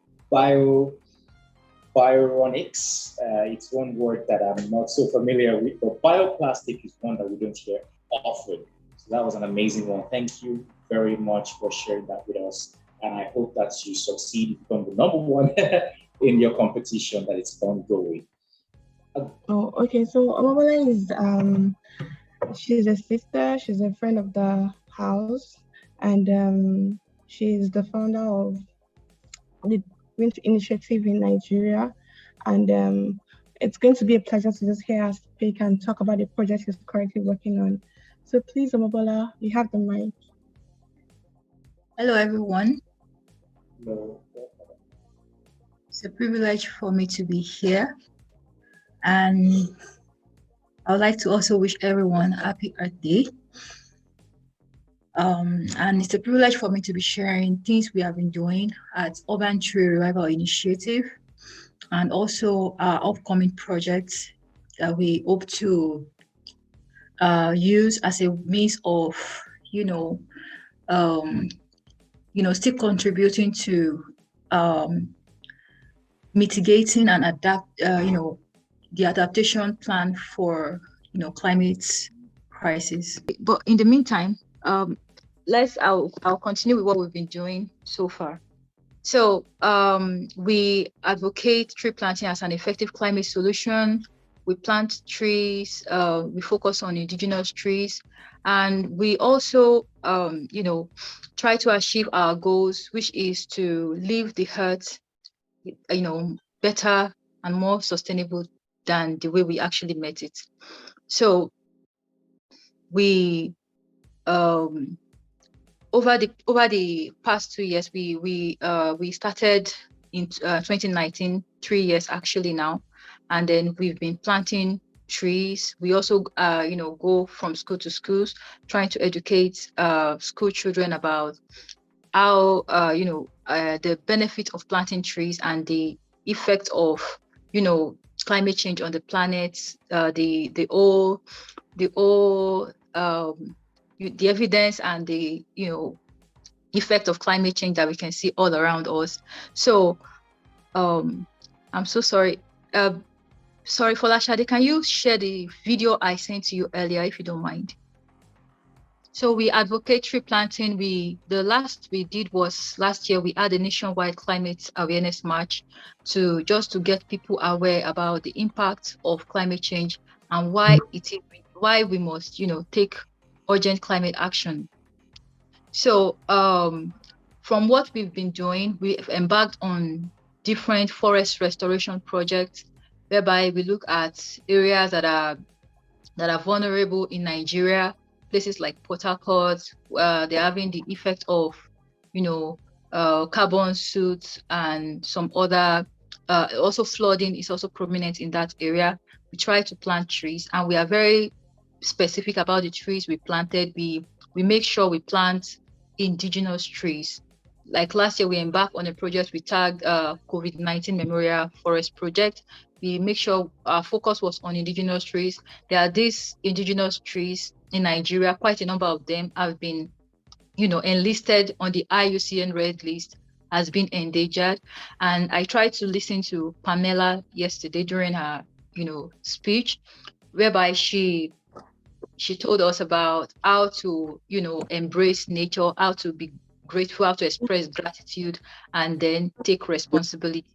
We try to see some of our what we have as our heritage that should be sustained, and these are majorly trees. There are some very useful, very good tree species, indigenous tree species that we have identified, and they are currently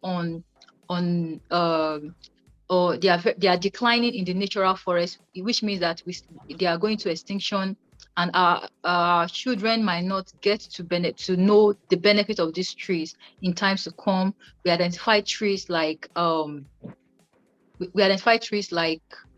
calabash tree, which is a very good substitute for plastic. Yes, I appreciate the last presenter. Yeah, there's this calabash. It produces calabash which serve as containers, and that can be used to collect liquid water, even food. But those trees are no longer domesticated. They've not been domesticated, and they are dwindling. They are declining in the natural forest. So we try to throw attention on these trees, and our upcoming projects that we are trying to pursue during the World Forest Day. We try to put attention on fruit trees. We discover that if we are going to plant trees, number one, it has to be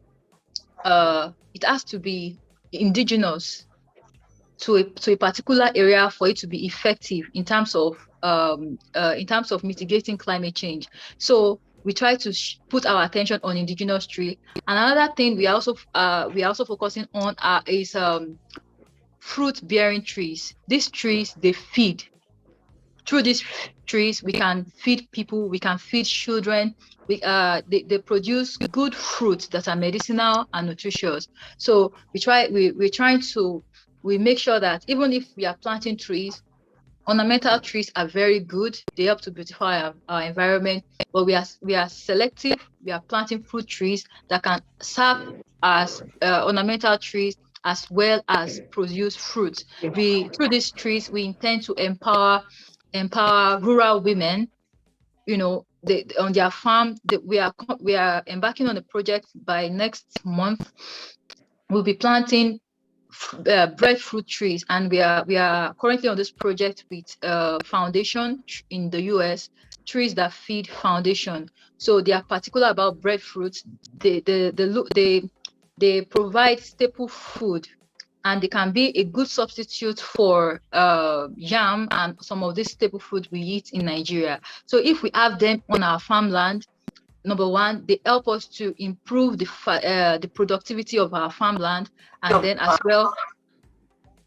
Hello? Can you hear me? Yes, we can hear you. Please go. Okay. These trees help to improve the productivity on the farmland.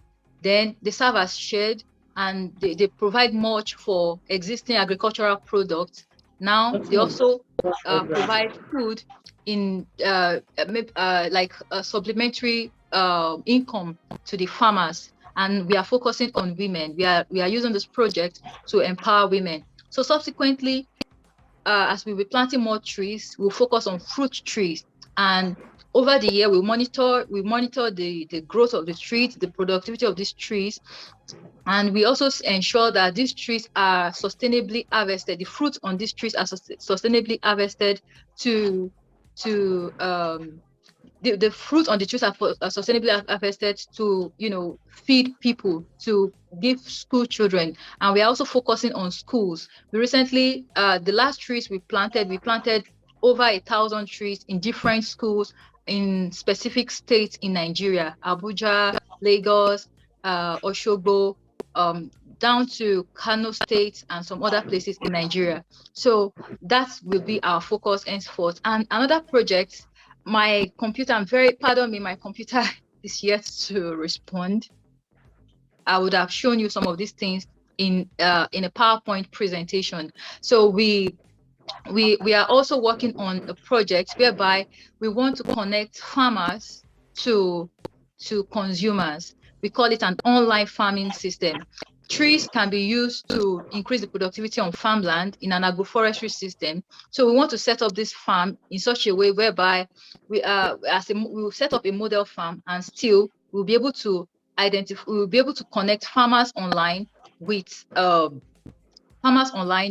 consumers, because a lot of people would have, a lot of people want to venture into farming, but their challenge is that who buys my product? How do I get to the consumer? But we try to get these things done as a way of adaptation in this era of climate change, while we are helping the farmers to also improve their productivity by introducing some specific trees on their farmland, because these trees, they provide nutrients and the required nutrients for the farm, the basic nutrient that the farmland needs for certain crop plants. So we are diversifying. We are not just focusing on trees, but then we are focusing on how these trees can also help to improve the productivity of farmland. I'm deeply sorry because my computer is still not working. I wouldn't know why. It's fine. And but maybe subsequently after this, I'll be able to share the file with Folashade. Thank you very much for having me. Thank you so much. All right, we're moving on quickly. Another 7 minutes presentation will be coming from our next speaker. She's the coordinator Earth Day Network in Kenya, and she goes by the name Gitaka Nyawira. Thank you so much. Good evening, everyone. I hope you're all doing well. My name is Nyawira Gitaka. I don't know if I can get my video to do that. Anyway, I hope you're all doing well. And thank you so much for inviting me to this forum. I think I know Sei and Folashade. My name is Nyawira Gitaka from Kenya. I'm current Earth Day coordinator for Kenya. And also, I don't think my video is very clear. And also, I do the outreach for partnership and coordination for Earth Day Africa. So I had mentioned to say that I don't have like a presentation to give, like a PowerPoint or something like that, but I was very interested in the discussion like everyone is having, and maybe just to give a few things of what we've been doing as Earth Day Kenya and my involvement in environmental activities. So first of all, I'm passionate about the environment, yes, but I'm very key on businesses, on local businesses, SMEs, and what they do for the environment. So like, for example, in my local community, I run a business association for SMEs and MSMEs, and one of our key pillars is the environment. So what we do is that for all our business association members, like they have to be part of the environmental activities that we do. And one of our members, we have the second deepest wetland in Africa is actually located in Kenya. And it's actually a stone's throw from my hometown, or literally just across the road from the house I grew up in. So one of the things is that every time, in every forum we have for SMEs and business associations, the CBO that takes care of the wetland always has a free seat and free entry to all our forums. Why we do something like this is so that we can integrate the environment as part of everyday life and everyday business, right? And it's actually been very, very, very amazing so far. We've had like big corporates sponsor the wetland, and also get a lot of government support. So how this CBO started, I really wanted the coordinator to be here, but unfortunately he couldn't be available. So it's why I like giving this story is because when the efforts to conserve the wetlands started, it did not start from the government. So this young man, his name is David, he just started rallying the local community to conserve the wetland. It had been turned to a wasteland, like free for all and trash and all that. And please note, it's like the major source of water, of clean water for the entire community. So in 2018, he started conserving the wetlands. When he started, he rallied the community so well, such that the government entities in charge of the environment are the ones who came to join the local community and support through the government, through the services the government is supposed to give to support the local community in conservation issues. Because in many cases, we always think the government is the one that is supposed to do these things. And in this case, it was the opposite. So the government found a community that is already organized, that is already formalized into a CBO, and even a water resource users forum. And the government just came in to be like, this is our mandate and this is the direction we should take. So like right now, the wetland was actually fenced, like 3.3 kilometers. It was very well demarcated. And even the landowners around the wetland were very, very supportive and very cooperative when they were told you are supposed to be 30 meters away from the riparian land and that, something like that.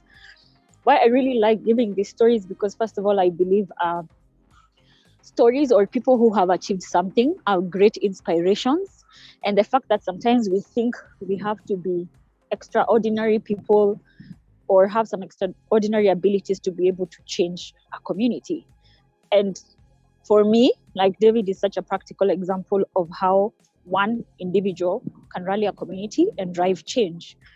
In the last World Wetlands Day, February 2nd, 2022, actually the national event in the country, because every year NEMA, National Environmental Management Authority, that is the authority that is the government authority mandated to take care of wetlands in Kenya.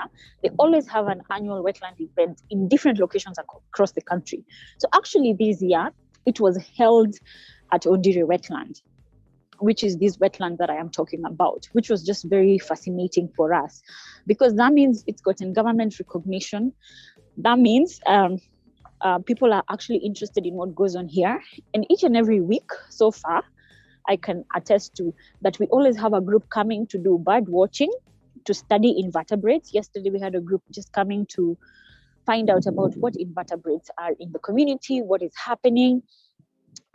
We have had forums for even the organization or the company that draws water from the wetland, because we're like, your entire business model is literally this wetland. So you cannot just sit back and decide that you're not going to support this wetland or the conservation activities that are taking place in this wetland or in this resource. And that is, for me, I think, a very critical area that I feel that we've overlooked over the years, small businesses. Because when you think about conservation, everyone thinks I need to approach Google to give me 5 billion. I need to approach Coca-Cola. I need to approach all these big organizations, even big banks in your local countries, in your respective countries. But this is someone who literally talks to the shopkeeper outside in the community and says, give me 10 tree seedlings, come for our cleanup. That kind of a thing. Come let us study why the wetland is important. Or the wetland now is fenced and it's now safe to take a walk with your children and with your dogs in the evening. So for me, over the years, I have been very, very interested in the SME and MSME's role in conservation and sustainability. Because sometimes these businesses feel as if they're too small or they're too insignificant to make a difference. But you see, 10 tree seedlings makes a big difference in a very, very local, small village, compared to if someone gives billions that are too administrative that are used in a very administrative way than in a very transformative way. So I think for me, that has been a big lesson for me, and the potential of small businesses. And even I'm talking about traders. Like we have now decided to have a monthly program of cleaning our town and our local community. And actually, it's very interesting. The people who are joining in are, citizens and residents who live here, the people who you think are not interested in the environment, but they're waiting for someone to, do the dirty work, organize, tell us what we need to do, we will come and clean, that kind of a thing. So far for me, that has been a very amazing story and a very practical and a very inspirational story for me of a young person who just took up this very, very difficult role in the community of conserving a resource that is very, very critical. When you talk about wetlands, they're really being destroyed at a very fast rate, especially in our continent, Africa. They're very little and they're source of fresh water. And and especially when we talk about inland wetlands, they don't have so much significance at a global and regional level, but like that small wetland here drives the entire town, drives the entire community. So at a local level, it's such a critical resource. And I think I am done talking. So I don't feel like we'll move on quickly because of our time. We've listened to about 4 speakers already. We have just 2 more. We have Careen and Jackylne. But first of all, I'd love to call on Careen. Careen is, for those who don't know, the director of TACA Tanzania, like I said before, and she also is Tanzania's UN Youth for Climate Delegate 2021 to pre-COP 2026. Well, Careen, the floor is all yours. If you're here, please go on. As mentioned before, my name is Careen Joel, the founder of TACA Tanzania, which is a mobile eco hub. So on to my presentation today. TACA is a mobile eco hub that is leveraging technology and innovation to run programs around youth inclusion, liberation, and eco practices in communities, and make sure that everyone, especially the vulnerable groups of the communities, are involved in climate action. So I'm going to move quickly. So our theory of change is centered around creation of solutions for climate change that are really community-oriented and really community-owned. As much as we still have a large digital divide gap, but also technology access gap, we are working to fill in that gap and make sure that even communities that cannot access technology can be able to influence change and take on climate action and make sure that our communities are more eco-friendly. And I personally, as a visionary of the hub, I believe that change needs to be collective, and it needs to be done by every member of the community. It is not about the international community. It is not about the governments only. It is not about the public and private sectors only, but even community individuals should take part in making sure that climate action is spearheaded in communities. So I looked at groups that are very left out when it came to climate change, which are children and young people and women. And coming to the other side of things, these groups are the ones that are really impacted by climate change.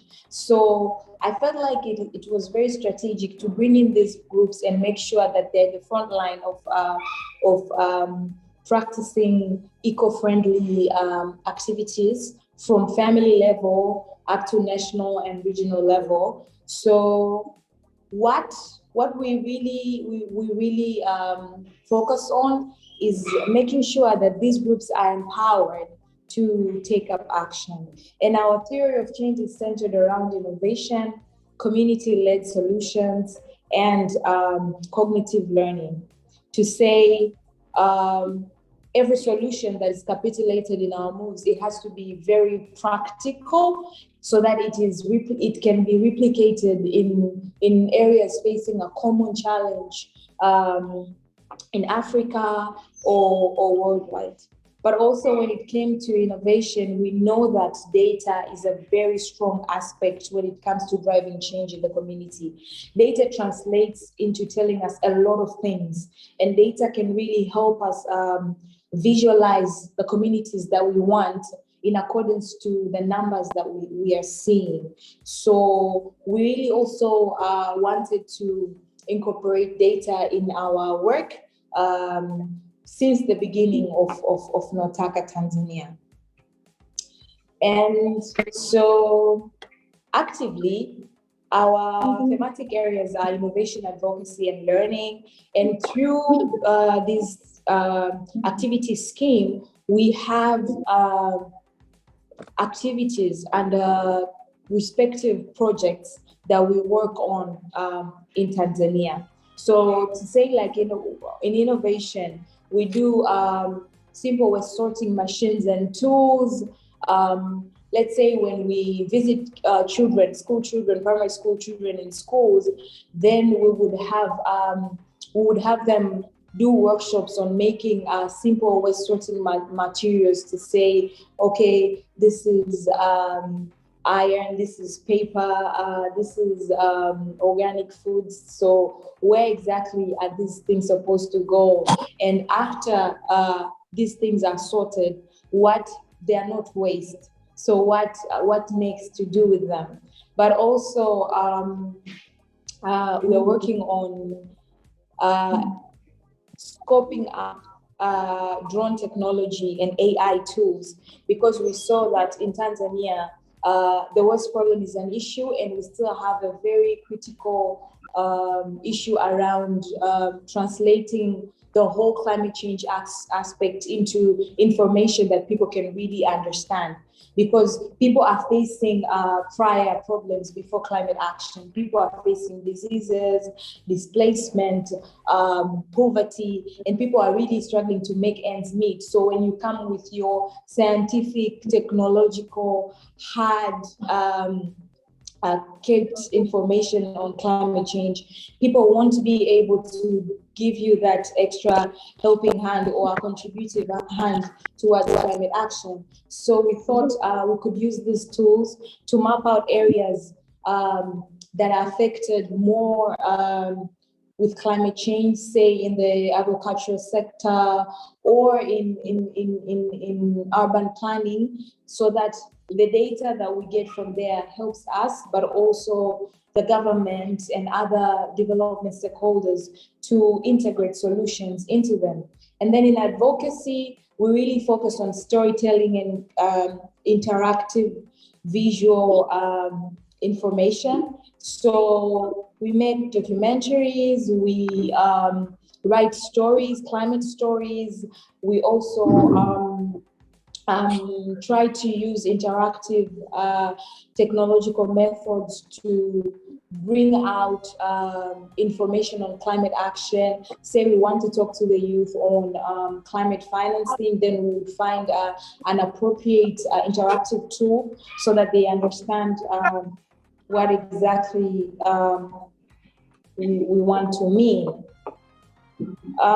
But also on children, so we bring them in tailored curricula on climate action. You know, they're young, they're children. So if you want to teach them about something, you have to make sure that it is very interactive, but also narrowed down to a way that they can understand and remember as children.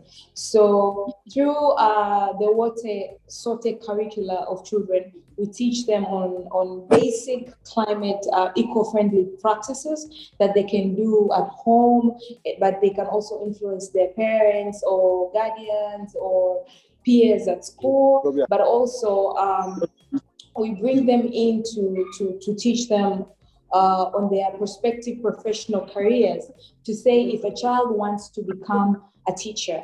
So imagining forward, what is a typical day of an eco-friendly teacher? What is a typical day of an eco-friendly doctor? What is the carbon footprint of, say, a lawyer or a policeman? These are things that are really overlooked in the community, and Notaka is here to fill in the gap and open up, enlighten the community about these little things. So imagine if we have everyone within their professional grounds and skills, being eco-conscious and understanding that as a teacher or as a lawyer, this can be my carbon footprint if I do not check my ways when it comes to sustainability. So on the long run, we are raising a generation of eco-conscious individuals, and that is the sole purpose of Notaka existing. So coming in today on the part that I wanted to talk about, I was just giving you a brief background of who or what Notaka is or who we are. The role of the youth in climate action, especially in Africa. I know we have been talking about that through the start of this summit, and I feel like it's something that most of us are accustomed to. But then I will pinpoint to the core of Notaka's role when it comes to youth inclusion in Africa. So after a critical and brief research about how the young people in Africa respond to climate action and how they engage, we came to realize that there are two major gaps. The first one being translating or passing through the message of climate change to the people, meaning the communication of climate change, but also the hows, the tools to really take action and engage. So we came up with a hybrid solution, which is an initiative under Notaka that loops up youth and climate action easily. We know that we have a lot of youth doing entrepreneurship. We have a lot of youth from professional backgrounds, a lot of youth that are maybe bringing up startups and things of the sort. So we wanted to group-wise engage these youth and be able to equip them to take on challenges around climate action in their respective contexts. So this hybrid solution that we have,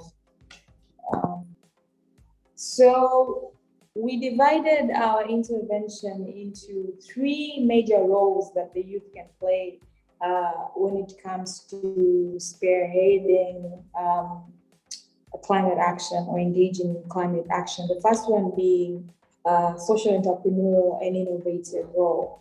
And this covers everything about a green and circular economy, to say, how does the young people engage in doing entrepreneurship and business and developing their local economies while being sustainable? So because of time, I'll go really quickly through them. The first category in this theme would be to sell their products as a service. So if, say, me and you guys were having an actual workshop on this, we would go through the product as a service and circular economy, and how instead of selling a product and keep selling more, you should create a product that is a service and owned by the one that you're selling them to, for them to be able also to pass it on to other people or to share it to other more people. So you might find that the same product that you are selling or putting out in the marketplace can be shared by many people and capturing the needs of many people instead of each and every person having their own product. So we have seen examples of these things growing over the past few years. We have seen common laundry mats and things of the sort where people go and access maybe tools that they need for their households and then return them, and then another person comes and takes them for use. And then the second part in this category is product life extension, regeneration, and upcycling. So most of us are really used to recycling, which is a good thing to say, keeping a product or a material in the life cycle, you know, and moving on. But then upcycling, but then recycling, if done with a very naive eye, it results to downcycling, which is you have a material or a product and you're using it, and then you're done using it, and then now you want to reuse it, but then making a new product for reuse, you make a product that is of a lower grade than the actual product that you had in the first place. But then upcycling is making a better or a high quality product from the product that you had. So you had a good new product, and then you're working to have another one that is better than that one. So if we were doing the workshop, we will go around the principles of upcycling and how you can work around it as a business person. But also it is directly connected to regeneration. So this is mostly on nature, how we can do business or we can engage in entrepreneurship and still be able to allow our natural environments to regenerate and grow rather than just degrading them and devastating them. Also, we would have spoken about opportunity maximization. So going through the 4 principles of circular economy, all of them, they echo something around opportunity maximization. If you look at it really quick, you would say, circular economy impinges our ability to access opportunities, you know, but then going through it slowly and really not going through every aspect of it would allow you to understand that it's really an opportunity bringer. And it's not just this, we're not talking about just normal opportunities, we're talking about really great numbers as the one that you're seeing on the screen. Because projected research shows that circular economy has an ability to go up to $4.5 trillion of economic opportunity just by reducing waste and innovation and things of the sort. So we would go through this, and a young person would know how to cater their way around. But also social business advocacy. I think it's very important that every young person doing entrepreneurship or business or production should really know how to champion and echo sustainability as a very principle of our communities. Because in real sense, we have only one earth, and as much as we think the resources that we have are very enough and so much, ways to exploit them and have them are very, very limited. To say, like water, for instance. We know we have vast seas and we have so much water, but still you go into the internet and check through and you find that there are many places in the world that are suffering to access water. And then you ask yourself, how come? It's because we don't have enough technology and exploiting ways to be able to get that water to those people clean and safe. So these are more things that are more about learning and engaging, having those conversations that matter. And the second part in the youth role is the young people's geopolitical role. Here we have leadership spaces and active civic engagement to say, we want policies on single-use plastic changed, but then how do we have those policies changed? There are people who make decisions on our behalf. They are the ones that can help us change these policies. So if the generation that is making decisions does not understand what we are saying, I think it's best for us to take up those leadership opportunities. So here we just encourage you to take up leadership posts, say join that political party, start that CSO organization, do that thing. If you want to actively do civic engagement, like those philanthropic issues, then engage.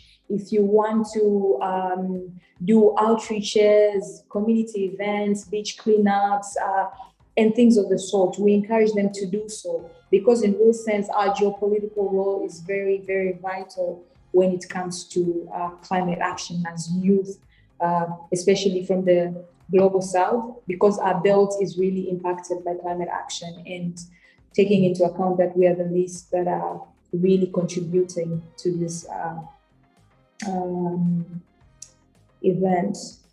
And lastly, learning, research, and academia. Most of young people don't really shy away from learning and research and academia. Oh, it's very complicated stuff and whatnot. But then Motaka tries to make it interactive and then and interesting for more youth to pick up these opportunities, get the information they need, get the data they need, get the network they need to be able to engage. And even when we're engaging these young people, we really try to integrate different aspects of the community to say, we do not only maybe take professional youth to join these workshops. No, we have these conversations and activities with youth from different sectors. So just to spark interest in things that they really have no interest to. And then lastly is the advocative role of the youth, which most of us, I think, in this room and outside there do a lot. Social spaces, engagement, using of the media, which I personally, as a journalist professionally, think still we have work to do when it comes to engaging young people and leveraging the media to get the message across. I think we're not doing enough. I think we're not telling climate stories enough. I think we need to really integrate the media and its tools into our work as advocates and in whatever that we do. But also we encourage small conversations to say, you talk to your mom at home, your teacher at school, you talk to a bus conductor that you meet throughout the way, that shopkeeper. I've heard previous speakers talk about it, and I also think it's very important. So it's really also one of the key areas around Motaka's work. And lastly, so you would say, okay, Careen, you've told us about all those things that you do out there, but then what's the strategy of implementation when it comes to Motaka? So as a sustainability expert, and through my experience, I am honored, and it's really a privilege to get an opportunity to learn from different people from around the globe. And this has really inspired my work and allowed me to create some models that Motaka can run under. And the first one being the social systems thinking model. So in real sense, we have a lot of systems in our social context that are very integrated in our lives. And when a climate change effect hits a community, we do not really, we just think about it as a problem as a whole, but we don't really, as people in the community, get the chance to break it down and see what systems really are impacted and how we can approach the problem. So this model focuses strictly on the synchronization of systems when it comes to climate change effects. So we have activity tools under this one that when you're going through it, you get to do simple exercises that will help you to understand certain scenarios when it comes to climate action and how you can think through and come up with solutions that are sustainable. And then we have a human-centered design thinking approach, which really is focused on people that are creators and product deliverers. So here we have also tools and activities and exercises that someone can engage in and be able to capitulate solutions around the problem that they want to solve by creating a design or a solution. So we start from scratch to say, okay, you want to make maybe African prints and sell to women, right? It's a good approach. But then what chemical components or other chemical components that you have been using eco-friendly in the long run? So what's the end of the end product and how can that be if it's harmful, how can that be avoided from the design phase? So this is what is basically being done here. But also lastly is the adaptation of the disruptive design method by Leila Akaroglu. I am one of the awardees of the European Journalism Center Fellowship by the European Forest Institute. And there we had the chance to be mentored by sustainability and climate action expert Leila Akaroglu, who runs a very interesting disruptive design studio in Europe. And I think you should check her out. So she has her model of approaching climate action issues, which is very, very interesting. So in this phase, we literally engage her model and tools to be able just to enlighten ourselves and get and challenge ourselves to think outside the box and see how they are doing things in Europe and how we can contextualize whatever solutions they are doing and bring it here from a perspective of thinking through this model. And lastly, sorry if I've been going quickly. You can share your questions through the chat or even after through my social spaces, and we can talk more about everything that I've said. I'm always open for conversation. So if I went really quickly, kindly bear with me. It's because of time, and I also need to change officers. So lastly, it's just an inspirational quote that I walk by, and especially when I meet my fellow African youth, say at home or when I travel outside of my country, I just want them to know that we can do this, and there is an Africa that we need to realize together, especially when it comes to sustainability issues. Thank you so much. Wow, thank you so much, Careen. And that was Careen Joel Mwakitalu, the director of Gitaka in Tanzania. So now we're moving quickly because of our time to our next presentation. And I must also say, I would love if our next speaker can make it as quickly as possible, the presentation. But before we do that, I should also remind you that this is the 4th day and tomorrow is the 5th day. And what that means is tomorrow is the grand finale of the Earth Day celebration. So we want to encourage you, please, as much as you can, be a part of tomorrow's meeting. It's the grand finale, of course, so it has to be loaded. And I'm sure you learn a lot and network as well. Also, please follow FSDI, that's the Futuresavers Development Initiative, and follow Ervis Foundation on social media. Do that and stay updated with everything that we're doing as regards the environment and climate change. Well, we'll be moving on now to our next speaker. We're going back to Kenya. Before we had Gitaka from Kenya. This time around, we're having Jackylne Namadi. Jackylne Namadi is from Kenya. She represents Eco Green. Time would not permit me to read out a profile, but then we can hear from her directly, and she has a lot to tell us. And I should also let you know that this is the last presentation, so you can just stay a little bit more. And I trust that Jackie has an interesting presentation for us. Jackie, if you can make it about 7 minutes, we'd really appreciate it. So over to you now, Jackie. Okay, maybe about EcoGreen. EcoGreen is an environmental and community-based organization led by its founder to promote bamboo growing for livelihood improvement and climate change adaptation and mitigation. We are in Busia County, and we do work beyond Busia County, that is within Kenya.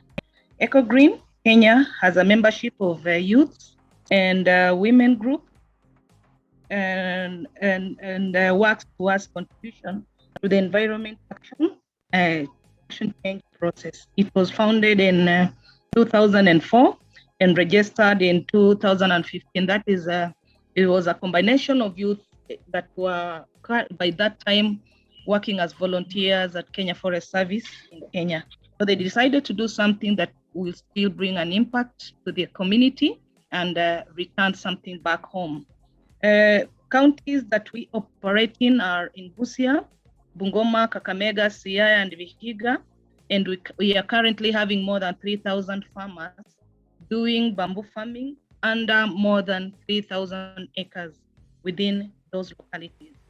The programs we do is we do bamboo resource development. Under that, we do bamboo forest landscape restoration, household farming, bamboo sustainable harvesting and management, and we also do mapping of what is planted. The bamboo enterprise development and utilization, under that, we do bring skills of in relationship to bamboo and also their utilization. That is, after planting, after growing, what next? We bring on board skills that can enable the community, people, women, and youths to be able to tap into the bamboo industry and utilize it in their day-to-day programs. If you are able to share the screen, I've shown the process of how the value chain is done. That is, we are from the nurseries, and that is also we do awareness on planting, just planting the proper way, so that our bamboos remain clean and not become a habitation for snakes and other wild animals. And we train on sustainable harvesting and management to make sure that everything is clean. Under that, we have just brought on board the bamboo charcoal briquette making. This is also another utilizer of the bamboos in at least a bigger way, because at least every household cooks. And we are looking at a way to save on our forest, because bamboo is a renewable grass. It is able to be utilized and still regrow. Other than these other trees that once cut, they will not regrow again. So we have introduced the way in which people are able to turn bamboo into charcoal. And also because we want to save on the same, we are cooking clean, cooking smokeless, cooking longer. That is how we are coming in with the bamboo briquettes. That is a compressed charcoal that is eco-friendly. It's actually a pillow briquette, well compacted, small, smokeless, and eco-friendly. And we are getting this from at least bamboos that are 3 to 4 years. So this keeps on regenerating. And also, it's an easier way of everybody within the community is able to do charcoal at his or her own pace, not just relying on somebody else to come and do it for them. Something that is everyone inclusive. Now, the challenges that we are having currently is marketing of the bamboo briquettes and other byproducts. We are doing furniture, we are doing weavings using bamboo. We are doing the charcoal, the briquettes, the food industry, that is the shoots.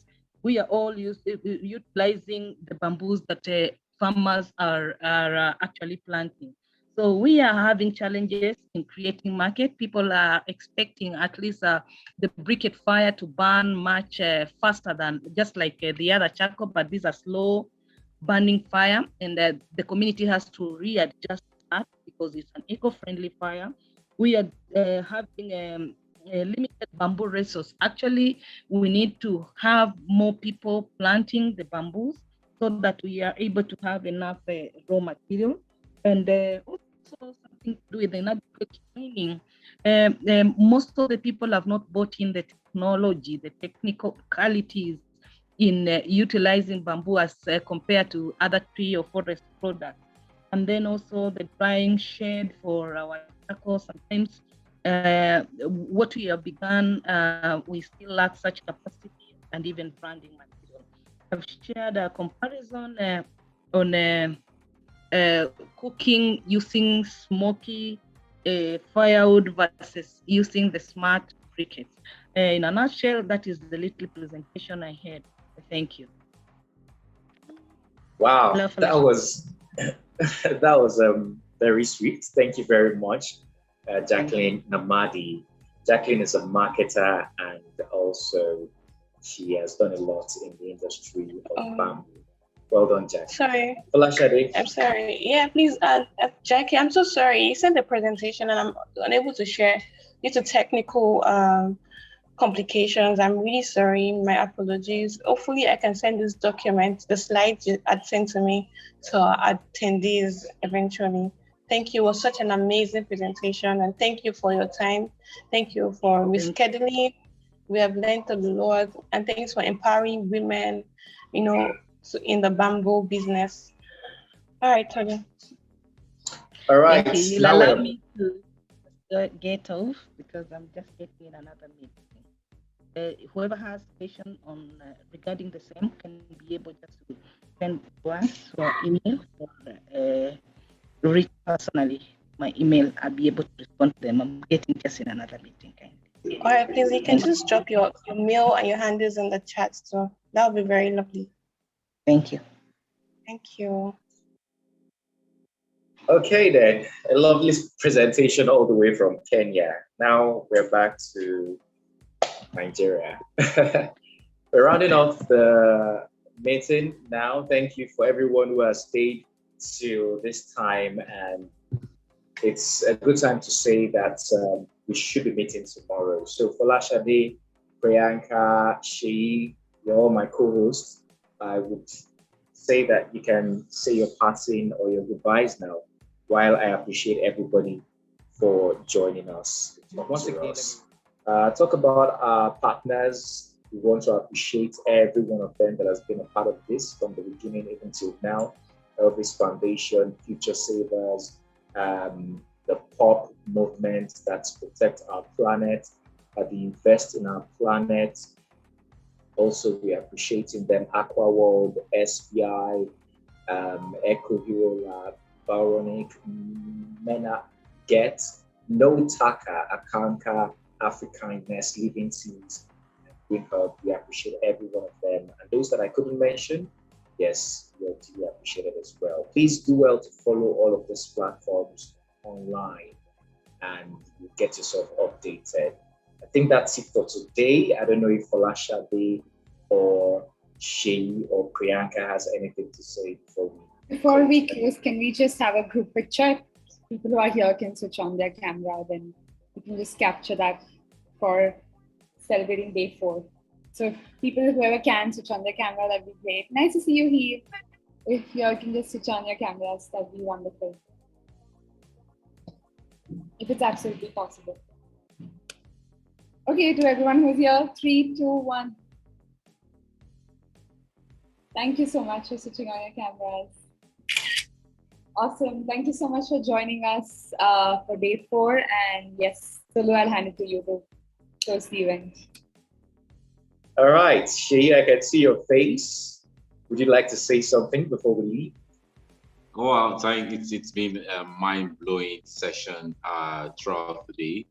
I just want to say this. I want to appreciate the hosts for today. I want to appreciate our special speakers. They are smart, they are really, really experienced, and they are sharp, and they're so passionate about their communities and the solutions they are bringing to investing in our planet. I just want to encourage every one of us to keep going, to keep doing this. This is beyond our coming together on a webinar, but the action. I can remember one of our speakers talked about action. I mean, climate action is better than climate talks. Let's take the action. Let's keep doing the right thing. And the little things we do really have a long way to go in changing our planet from the position it is to a better one for our future generation. Investing in our youths, in making our world a better place. Thank you, everyone. Thank you so much.